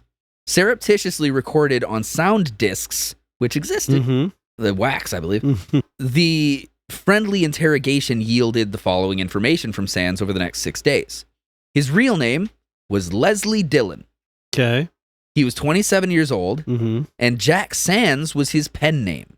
He had previously been arrested on pandering charges in San Francisco and liquor charges in Oklahoma City. He'd received a dishonorable discharge from the Navy for stealing some watches from his ship's canteen. He had recently lost some weight because he took amphetamines, and what he knew about the Black Dahlia was what he had read in the detective magazines or what he had heard from a friend in San Francisco who knew Elizabeth Short. De Rivera was convinced that this San Francisco friend was, in fact, a schizoaffective alter ego that Dillon had developed as a response to his guilt over the murder of Elizabeth Short. Wow. The chief of police met with reporters and stated that Dillon was the best suspect we have ever had in this case. Dillon, without prompting, revealed details of the crime which police never have been able to explain. These details included significant explanations of the mutilation of Miss Short's body and her movements before she died. De Rivera also spoke with the press, stating that Dillon knows more about the Dahlia murders than the police did, and more about abnormal sex psychopathia than most psychiatrists do. From what he told me, I gathered that in the past 2 years, Dillon had lost 40 pounds. Those are the 2 years since the Dahlia was murdered. Dillon was also, this is speaking as De Rivera, Dillon also told me that because of a certain event in his life, 2 years ago, he had been trying to achieve a complete change of personality, but he wouldn't say what the certain event was. I think a lot of weight carried by guilt in this analysis. Sure, I mean, right? that's all circumstantial. Yeah.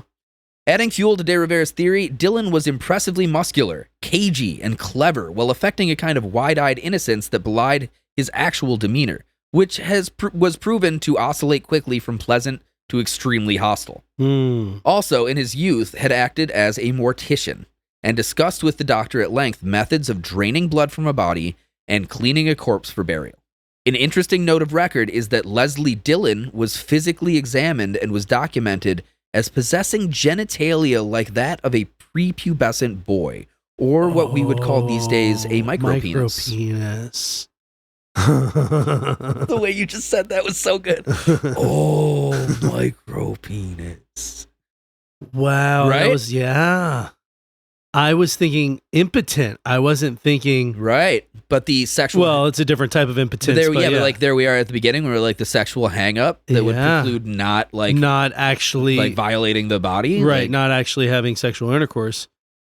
Wowzers! Right. Also, the initials LD, Leslie Dillon. Whoa! Yeah. Right? Yeah. Early the next morning after the police. I mean, I think the biggest smoking gun is him knowing details about her movements and about that's from a friend in San Francisco that knew her. Okay, so let's go ahead and get a subpoena for that. Early the next morning after the police chief's statement, De Rivera's alter ego theory collapsed when Jeff Connors, 40, Dillon's San Francisco friend, was found sleeping at his girlfriend's home in Gilroy, which is a small town south of San Francisco. Connors was taken into custody by Assistant Police Chief Reed and 2 other officers and questioned in Fresno, but was shown to have an airtight alibi for being hours away at the time of the murder. Meanwhile, Assistant District Attorney Barnes ordered the immediate release of Dillon. Wait.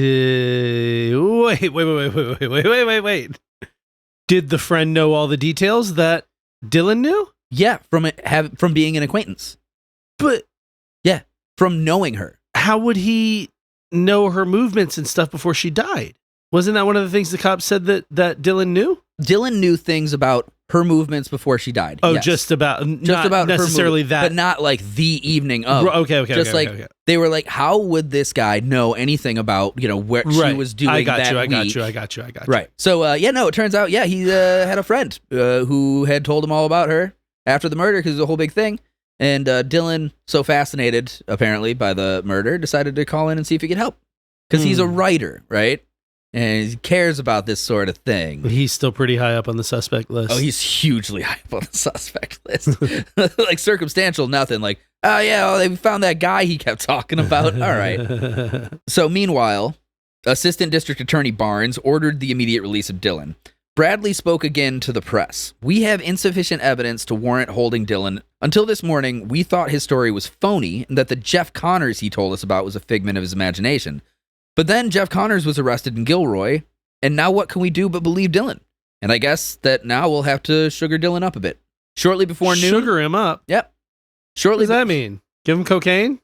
I think just be like, hey, you're a good guy. We're buddies here, see? Shortly... Yeah, some cocaine I took out of the evidence locker.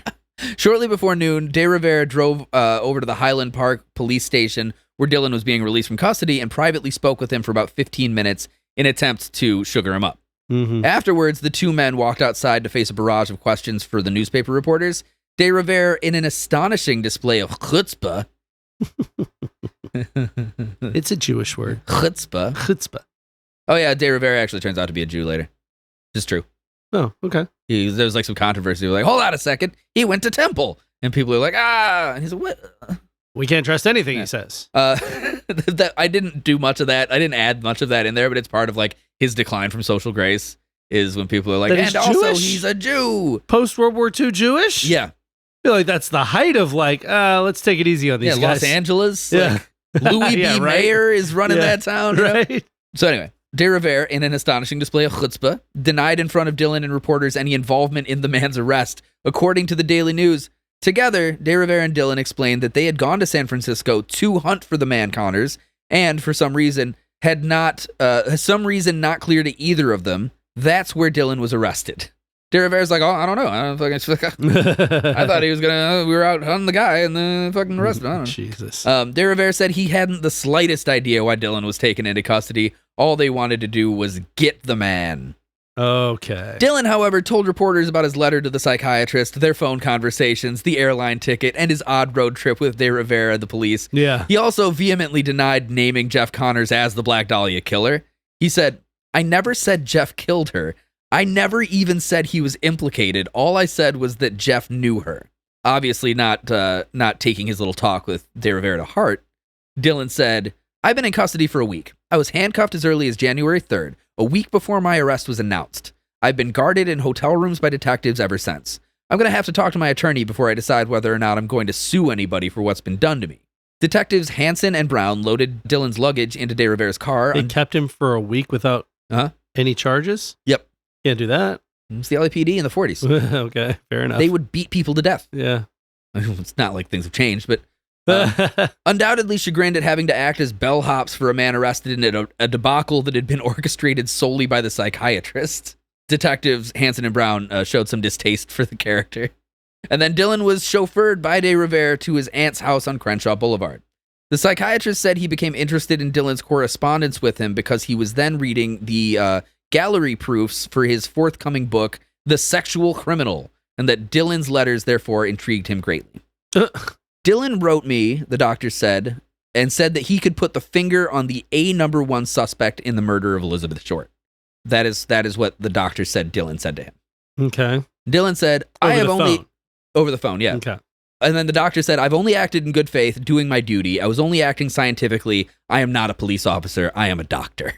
Dr. De Rivere also disclaimed responsibility for newspaper statements, quoting him as saying he ever believed Dylan to be the suspect. In due time, I'll give you a very good story, he said. Right now, I can't make any statements. I would be more than pleased if police authorities urged me to tell everything I know. Dr. De Rivere maintained that Dylan was his number one suspect for the murder of Elizabeth Short until the day he died. And Leslie Dillon was released and went back to his wife in Florida. They later had a daughter, and he named her Elizabeth. Ooh. So it was around this time that things started going really fucking haywire with the investigation. Was Dylan confirmed to have any bipolar or schizophrenia? It was observed in some conversation that he oscillated moods quickly. Right, Yeah. I remember that part. Okay. But yeah, so they cut him loose. They sent him back to fucking Florida. Yeah. So it was around this time that I things... don't know, with the mortician thing and the fucking... I know, right? And the micro penis. And he had a daughter. Good for him. Couldn't have been easy.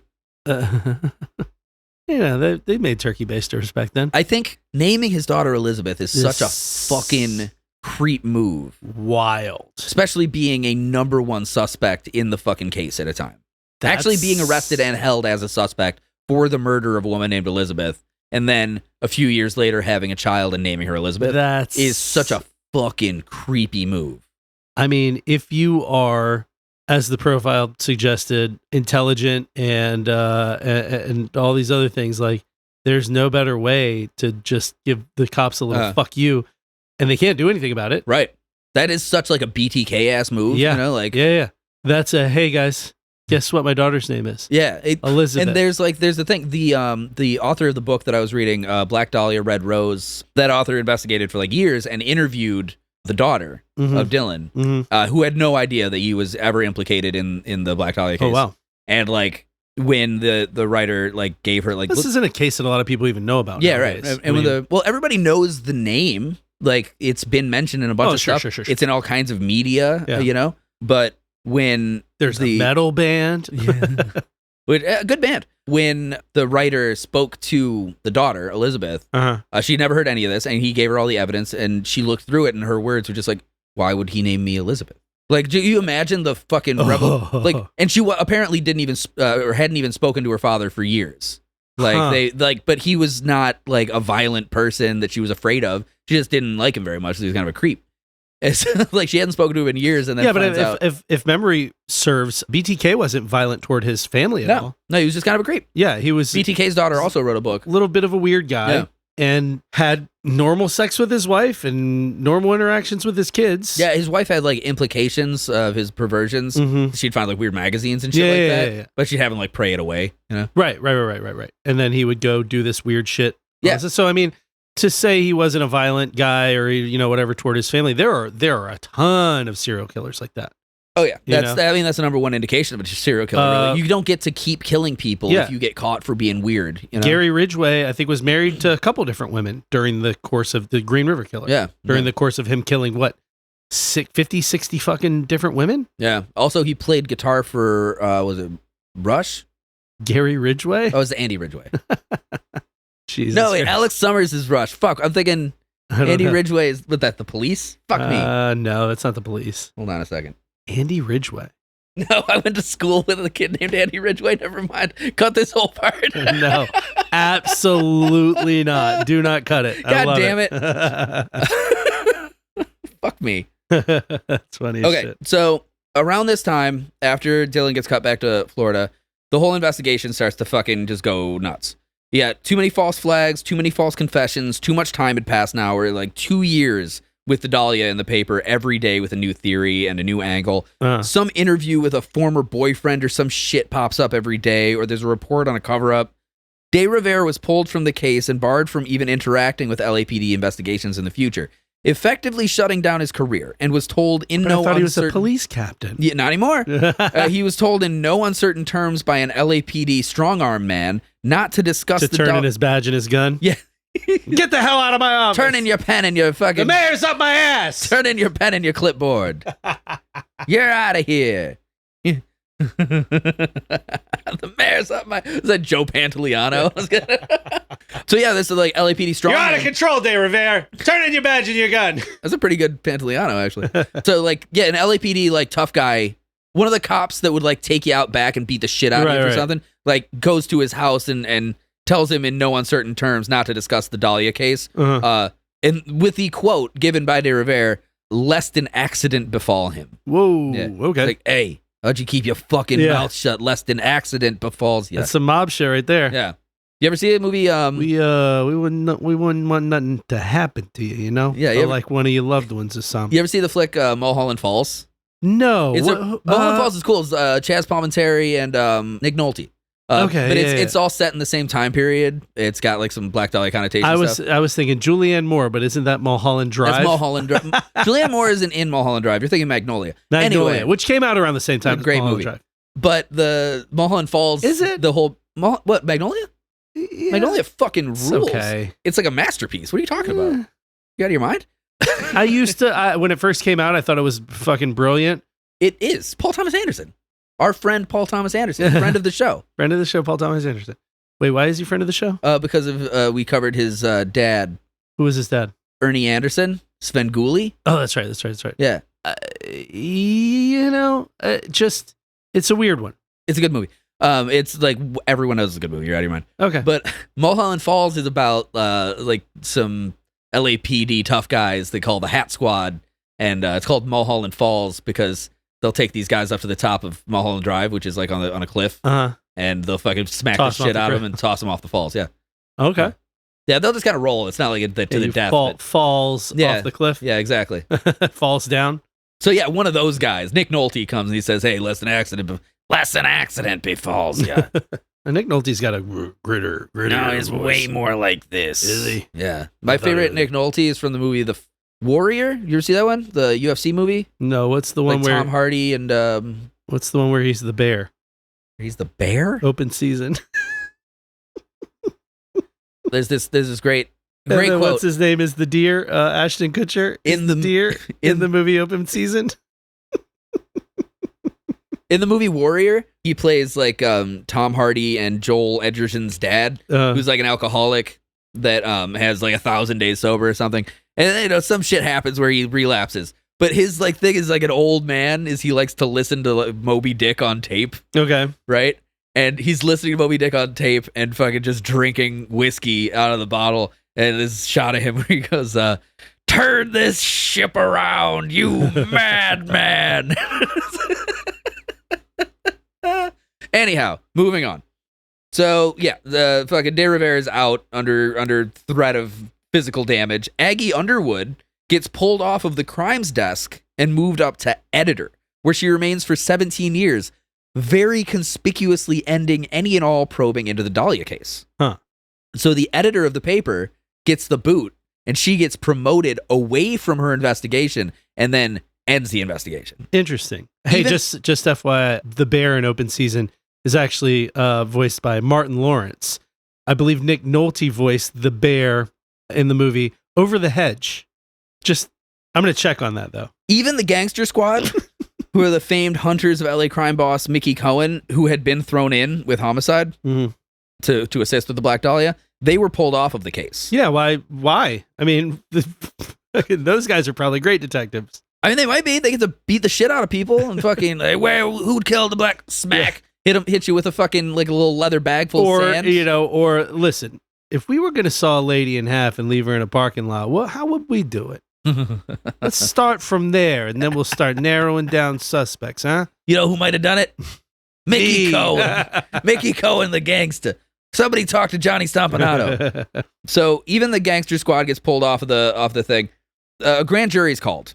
The case goes before the grand jury with all of the gathered evidence, that hadn't mysteriously disappeared, with things like the fingerprint reports from the crime scene. Yeah, Jesus. Things that disappeared, like the fingerprint report from the crime scene, the toxicology report on Short's body, and, I don't know, Elizabeth Short's entrails, which apparently got tossed out in a routine office clearing.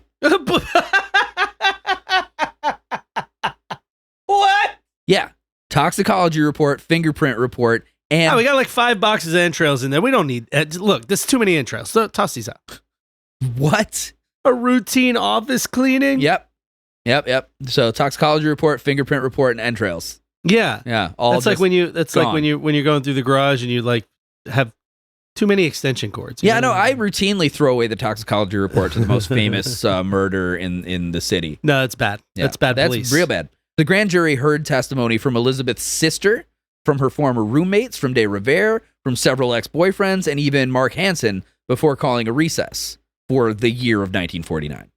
The trial was never resumed, and the case remains unsolved to this day. What are you having a grand jury convene for? Oh, to show in the papers that they had a grand jury convene. And then just...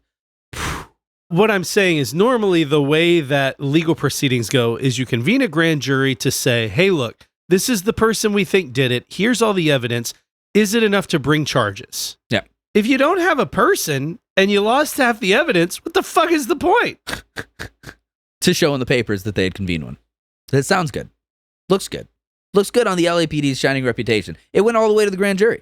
But it's not. You never closed the case, so who the fuck cares? I mean, nobody's probing that far. If it's in the paper, if it's on the screen, that's what the people see, and that's that. 1940s LA, I guess. Yeah. The trial was never resumed. The case remains unsolved. Sergeant Finis Brown, one of the lead detectives on the case, blamed the press for compromising the investigation through journalists' probing of details and unverified reporting. Suspects remaining under discussion by various authors and experts include a doctor named Walter Bailey, proposed former Times copyright editor Larry Harnish, Times publisher Norman Chandler, whom biographer Donald Wolfe claims impregnated Short, Leslie Dillon, Mark Hansen, folk musician Woody Guthrie, Bugsy Siegel, Orson Welles, what? And one final suspect to round out this cast of characters, named George Hodel. Now, I see you've got questions. Woody Guthrie. Bunch. All right. Woody Guthrie. Orson Welles. Woody Guthrie was living in New York at the time. He was having a period of, you call it mental unbalance, where he was kind of obsessed with true crime stuff. Okay. And he sent some very strange, erotic letters to a woman with, like, pictures cut from, like, Black Dahlia newspapers and shit. The woman was freaked out by it and called the police. Woody Guthrie wasn't even on the fucking West Coast when the shit went down. Okay. He was just fucking drunk and weird. Yeah. It was a weird drunk. So Woody not Guthrie thing. really a suspect at all, but okay. Bugsy Siegel, notorious gangster. Yeah. I think they were just looking at him because, he's a gangster. Oh, hey, did you kill this girl? Bugsy Siegel, wasn't he in fucking Chicago? Yeah, exactly. What the fuck? Also not even on the coast. Orson Welles did live in Hollywood at the time. But he was too fat to do any of this. No, this is a really good one. You familiar with the movie Citizen Kane? Uh-huh. You know that it's a big smear campaign piece on William Randolph Hearst. Yeah. The journalism Oh, yeah. So when that this was his way murder of getting comes it back. up, one of the many ways, Randolph Hearst had papers run shit about Orson Welles for years. Because he called his wife's vagina Rosebud. Yeah, exactly. Well, because he just was fucked with that whole movie's about William Randolph Hearst. Yeah. So he's just like, this murder comes up. He's just like, throw Welles in there. Because Hearst is known to be like king of yellow journalism. Right. He fabricated wars and shit at a certain point. Jesus Christ. So he's like, fucking Welles did it. Fuck that guy. That's funny. So one final suspect. Yeah, who is that guy? To round out this roster as we get closer to the end here, there's a man named George Hodel. Okay. Who's this guy? George Hodel. George Hill Hodel. Born 1907, died 1999. You really want me to remember this name, huh? There's a lot of repetition. Hodel. Hodelehi. So Hodel was an American physician and a suspect in the murder of Elizabeth Short, the Black Dahlia. Mm-hmm. He was never formally charged with the crime, but at the time, police considered him a viable suspect, and 2 of his children believe he was guilty. He was also accused of raping his daughter, Tamar Hodel, but was acquitted of that crime. He lived overseas several times. 1940s, baby. Yeah. He lived overseas several times, primarily in the Philippines between 1950 and 1990. After conducting his medical practice and becoming head of the county's social hygiene bureau, Hodel was moving in affluent Los Angeles society by the 1940s. He was enamored by the darker side of surrealism and the decadence surrounding that art scene, befriending photographer Man Ray, film director John Huston, and their associates. So he's kind of in the Art Nouveau sort of experimental film scene a little bit as a doctor and a financier. Yeah, hang out a little bit. LSD's about to be everywhere, guy. Yeah. With Ray and some other surrealists, he shared an interest in sadomasochism. Okay. And with the young men of the Hollywood scene, he shared a fondness for partying, drinking, and womanizing. In 1940, Hodel married Dorothy Harvey, who's a John Huston, famed director John Huston, directed like The Searchers and some other shit. Big cowboy director. Right. So Hodel married John Huston's ex-wife, Dorothy Harbour. Okay. So he's like that big in like Hollywood elite and that shit. He called her Dorero to avoid confusion with his other wife, Dorothy Anthony. Oh, he had a wife previously, or he had a wife simultaneously? He had a wife simultaneously. Good guy. So he called the one Dorero and the other Dorothy within like their social circle. And if that's not enough, I can rape my daughter too. Right. But yeah, Dorero was better known as Dorothy Houston Hodel. Hodel purchased the Sowden House in 1945 and lived there from 1945 to 1950. The structure was built in 1925 by Lloyd Wright, the son of Frank Lloyd Wright, and has been registered as a Los Angeles historic landmark. We're talking about somebody who's throwing lavish parties in high society at a fucking like Frank Lloyd Wright-esque 1940s Art Deco-ass fucking mansion, right? So we're like, already it's like fucking the Rocketeer style shit. It's like we're looking at a big figure. Right. And one that wasn't spoken of too much in any of this stuff until many years later. By the late 1940s, Hodel was effectively a polygamist. Around the time of the death of Elizabeth Short and the suspected suicide of his clinical secretary, Ruth Spalding, he was living with Dorero and their 3 children, as well as his first legal wife, Dorothy Anthony, and their daughter, Tamar. Together? Yes. And their daughter, Tamar, and at times his original common-law wife, Amelia, the mother of Hodel's eldest child, who was an adult by that time. Hodel was also prone to taking temporary lovers, and witnesses later suggested such a relationship between him and the Black Dahlia, Elizabeth Short, who was found murdered on January 15th. Based on what, though? Eyewitness testimony. I don't trust that. Well, what's to trust? Eyewitness It's testimony. 2025. This happened in 1947. I know. I'm saying, like, what years later people are like, oh, yeah, I saw that guy, the weird guy who's got 3 wives. I saw him with her. So in late 1949, Hodel's teenage daughter, Tamar, accused him of incestuous sexual abuse and impregnating her. Gross. He was acquitted after a widely publicized trial. 2 witnesses to the alleged abuse testified at the trial. 2 witnesses to the alleged abuse testified at the trial. 2 people saw him rape his daughter. Yes. A third recanted her earlier testimony and refused to come forward, with one theory being that Hodel threatened her into silence. Hodel came to police attention as a suspect in the Elizabeth Short murder in 1949 after the sexual abuse trial. Known or suspected sex criminals in the area were being investigated for the Short case, and it had come out in the trial that Tamar had allegedly claimed her father was the Dahlia killer. Hodel's medical degree also aroused suspicion, given the hypothesis that whoever bisected Short's body had some degree of surgical skill. At least 8 witnesses claimed first-hand knowledge of a 1946 relationship between Short and Hodel.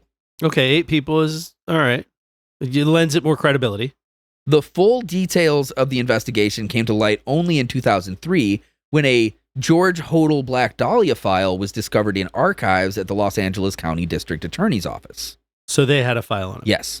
The file revealed that in 1950, Hodel was a Hodel was Sisyphus. The file revealed that in The Greek 1950, Sisyphus.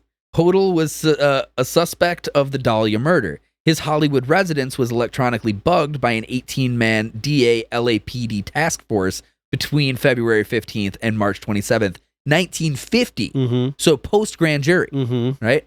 The DA tapes recorded him saying, "Supposing I did kill the Black Dahlia, they can't prove it now. They can't talk to my secretary anymore because she's dead. They thought there was something fishy. Anyway, now they may have figured it out. Killed her? Maybe I did kill my secretary." They got him on recording saying this? Yeah. Hodel was also interviewed as a suspect in the nearby June 1949 murder of Louise Spring, who was known as the Green Twig murder. though evidence to support this accusation was not available until 2018. In October 1949, Hodel's name was mentioned. Was the green twig murder dismembered in any way? Or just a... I actually don't have any research on that one. In October 1949, Hodel's name was mentioned in a formal written report to the grand jury as one of 5 prime suspects. But none of the named suspects was submitted to the grand jury for consideration for indictment, as the investigation was still ongoing. Hodel obtained a degree in psychiatry and counseled prisoners in the territorial prison in Hawaii for 3 years, then moved to the Philippines, where he started a new family and appears to have remained until 1990. So after all this... A whole other family in the Philippines. In 1950, he fucked off, lived in Hawaii for 3 years, then he started another family in the Philippines.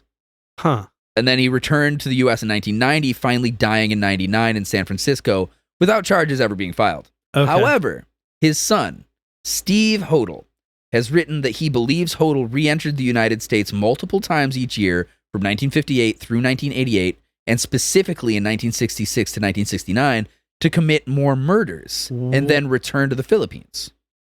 After Hodel died in 1999, his son Steve Hodel, a former LAPD homicide detective, started investigating his father as a possible suspect in the Elizabeth Short murder and has written several books on the subject.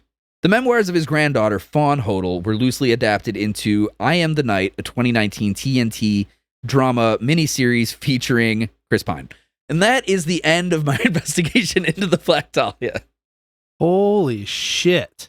But yeah, so Hodel there. That guy, okay. His son was an LAPD detective for years and has now at this point written 5 books accusing his father of the Black Dahlia murder and several other murders throughout the years. If that guy was coming for a period of 3 years, right? He said 66 to 69. Yeah. Coming back to the U.S. to commit murder. How many murders was he committing in the Philippines? Yeah, I don't know.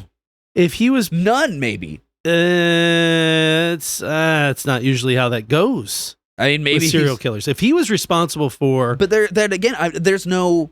Is he a killer? Is he the killer? He might not be. He might not have killed anybody. Maybe he just likes raping. Which would kind of put him out of the running for the fucking Black Dahlia murder, wouldn't it? Yeah, you're not wrong. I mean, well, maybe not out of the run. This is the thing that's the most suspect to me. A butcher or a surgeon were my first 2 things that I thought, in terms of the way she was dismembered. But I didn't think about the actual cleaning of the body until mortician came up. Yeah, that to me, that was the one that made me really click. That is not like scrubbing a body is not something that a butcher or a fucking or maybe a butcher processing certain things, but you don't really scrub. Right. That's more of a mortician thing. Yeah. You dress, you cut the skin away. I want to be very clear. There is so much more to this case too. There's dozens of books written. There's hundreds of suspects. There's evidence out the ass, multiple different things. I just kind of stuck to the cleanest through line that I could in a 2-hour period. Right. But there are tangents upon tangents I could go on. There's an entire subplot sort of thing where Elizabeth Short was apparently several times in different instances afraid of being approached by 2 men and a woman. There's one where... A specific 2 men or any combination of 2 men and 1 woman? I think it's specific. It's like there was a situation where she was staying at somebody's house and 2 men and a woman came to the... And a woman. 2 men and a woman came to the door and Elizabeth's like, I'm not fucking here. And another time where she's at a bar and... the same 2 men and... same... Well, assumedly, 2 men and a woman come in and gather her and she seems very afraid. Huh. Wow. Yeah, I think there's also some connections between Mark. I saw briefly. I saw when I was just looking up the super quickly skimmed something about the Green Twig murder because I wanted to see if that was. I didn't find any evidence that that woman Louise something was dismembered. But this article that I skimmed real quick it was sort of connecting the Black Dahlia and the Green Twig murder, and I saw that Elizabeth Short in the 60 hours prior to her death had been around at least 25 different men. Yeah. Which is crazy. That's a crazy suspect and a pool. Crazy roster of almost predominantly physically fit soldier-esque men, And there's some more stuff in there too. Leslie Dillon and Mark Hansen have a connection, because Leslie Dillon was a bellhop in the area that worked for Mark Hansen for a short time. There's theories that the 2 men were Mark Hansen and Leslie Dillon, and the lady that was with him was Ann Toth, who's Mark Dillon's assistant. Right. right? It was like his live-in Yeah, the one who was slash like, relationship. kick these drunk bitches out. I would have done it too. There's just all kinds of stuff. There's stories and presumptuous ideas of Elizabeth Short being a nude model or involved in pornographic videos. There's stuff there where there's like the whole George Hodel thing again became a mini series on fucking TNT with Chris Pine. There's like a whole deal.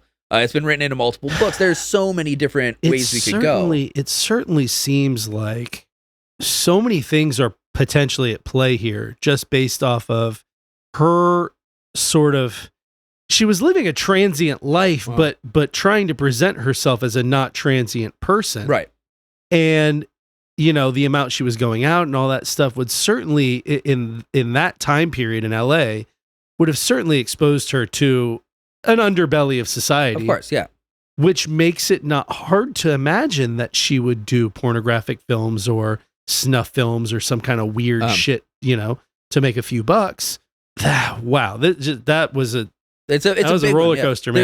There's another whole course of evidence that has her placed in a hotel in the area. Yeah, that Mark Hansen visited or procured for her. And that the owners of that hotel found that room like fucking covered in blood. But like they didn't want any trouble, so they just like cleaned it. But like then it became like a suspect thing. They identified her in photographs. Then they did identify Mark Hansen, but then they identified somebody else. And then like they like people involved be like, oh, it was her, it wasn't her, it wasn't her, it was. And it just kept going back and forth. So there's through lines you can follow. One of the stories would be that like Mark Hansen was tired of her or like just got to put her in a hotel and then had Leslie Dillon go to like check up on her, and there he'd had a crush on her, and the psychosexual bizarreness of this and like him already being like knowing that she was like engaging in sodomy a lot was like made him crazy. There's like a bunch of shit like that. Leslie Dillon to me seems like out of the list of people we talked about, he's the most viable one out of that list. Mark Hansen, I don't see what you've got to gain from that. You got a bunch of beautiful broads hanging out. Yeah, there's some more Mark Hansen stuff in there. Like Mark Hansen got shot by another girlfriend at some point during the course of the investigations that were happening. He survived. He was just like shot in the back and the shoulder or something. And when he was in the hotel, the person that he called was the head of the fucking LAPD. Yeah, to like come to his bed and talk to him. Interesting. Yeah. There's like a lot of stuff like that. There's a lot of like bizarre cover-up stuff. But we could do this for days. Yeah. Based on what we talked about, Mark Hansen, he doesn't seem like he's got there are some very specific things that I just, as far as the severing of the torso, the horizontal slice from the navel down, that's, I mean, I know again, going back to morticians, when you take out they do the cuts from the clavicle down to the sternum and then down the whole middle of the torso to remove all the entrails and stuff when you prepare a body to be buried, and you wash the body. The thing, and you scrub the body. That's that one stuck with me. Yeah. The mortician thing stuck with me. Psychologically, looking at the abuse of the body, it seems to me like it was somebody who was infatuated with her and then got angry with her, and it seems to me a very sadosexual sort of killing, especially if the very hard to deal with theory of her engaging in like sodomy and oral sex as a survival technique, essentially. If that tracks, then like the pubic hair in her anus, the slit above her vagina, like, oh, yours doesn't work. Well, fuck, here's this one, right? The rose tattoo cut off and inserted in there is like, oh, it's like a delicate little flower. I got some shit like that. Like, close this off. Plug this thing so you got a new one up here, right? It's super sick to think about, but it is. That's the kind of psychological like profiling that you got to do. To me, it'd be like the cutting of her cheeks to make her mouth wider so she could fit more dicks in it. Like that's it's fucked up. But that's where I see that. I don't know I'm not familiar with those specific predilections, but I would hazard to guess that it was somebody that she knew, somebody who was upset that she didn't put out, and someone who was fucking pretty sick in the head. So I mean, the Hodel thing with him, sort of being into the S&M shit, and I don't know, man. It's a lot. It's pretty gnarly. In general, it's very fucked up. And generally just very fucking And sad. Hodel being a surgeon too. Yeah. I mean, It all just comes down to being very sad. Poor girl. yeah. What an event. Yeah, My God. fucking nightmare. But it's also like the thing that fascinates me more than anything about the case is it's like the movie angle of it. Yeah. The fact that the reflection of the society Mhm. is like, well, we add detectives on the case because that's how things are done. Like the fucking confusion of the sort of cinematic Los Angeles with the gritty real world Los Yeah. Angeles. It's like taking like Humphrey Bogart and James Cagney out of the fucking movies and then putting them in a field next to a fucking horrified, tortured, flayed corpse and being like, hey, solve this one, boys. Right, yeah. Jesus. Like, that's crazy. Sam Spade doesn't solve that shit. 40 years later, there's probably DNA all over the fucking place. But back then, it was just mop up this blood. Yeah, I mean, fucking nowadays, there'd be cameras on the shit. Oh, well, yeah, nowadays. I'm talking about in the 80s, the late 80s when they were able to do DNA. Yeah, and if you just had like enough, but obviously being put someplace to be found, like a walking path in a field with like, kind of tall grass. Yeah. Like you might get away with dropping that body in the night, but like it's going to get found. I mean, but God, you got to think about it. Again, that brings me back to Leslie. What was his last name? Leslie Dillon. Dillon, yeah.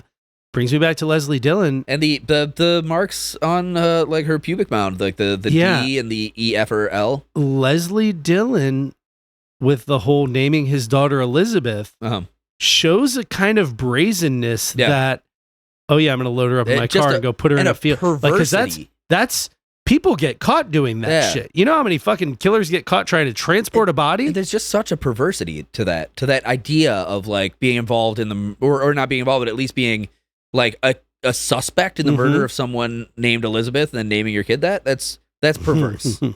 That's what I'm saying. That sort of brazen attitude, to me, especially, if you go back, as you get older, you get a little bit more cautious. A few years younger, you go, you know what? I want to go put this in my fucking car, drive it out of in the middle of the night. There's still people around. Yeah. Take it out, pose it. The time it takes to pose it. That'll take a second. I mean, that indicates a brazenness of like, I'm not gonna get caught. Yeah. And then, like I said, years later, you have a daughter and you've already been cleared as a suspect, and there's nothing illegal about naming my daughter Elizabeth. Yeah. So, what? I didn't hey, commit cops. Crimes. Yeah. And it's guess like, what my daughter's name had already is. been said that he affected this like wide-eyed innocence that wasn't his real nature, right? So like doing something like, oh, I just thought Elizabeth was a pretty name. I don't know. I didn't even like think about it. Like that would be a very easy sort of like toss off, Yeah. Also, like, I don't know. There's something about the fact that he was like a fucking bellhop in LA that makes it easier for me to believe that he would run the risk of being caught putting a fucking body out. Because like when you reach a certain point in society, like George Hodel or Mark Hansen, like you're not gonna fucking do something that perversely public with the risk of getting your reputation ruined. You can get caught, sure. Yeah. But like the reputation is such like a heightened thing for people like that, Yeah, I mean, to me, I feel like he's the most likely suspect. So we solved the murder. Sure we did. That's all I got.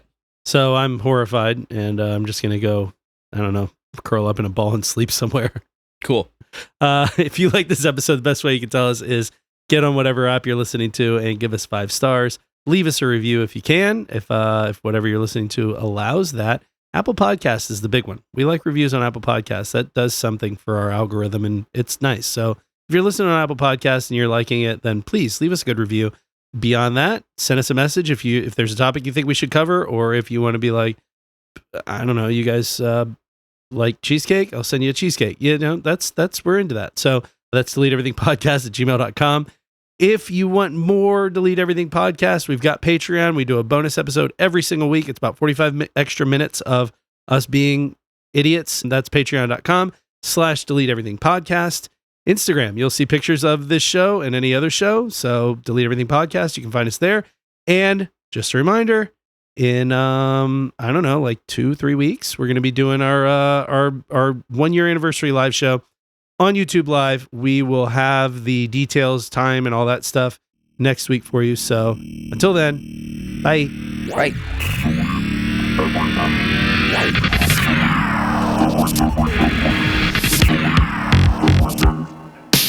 The only joke in the whole thing is addiction.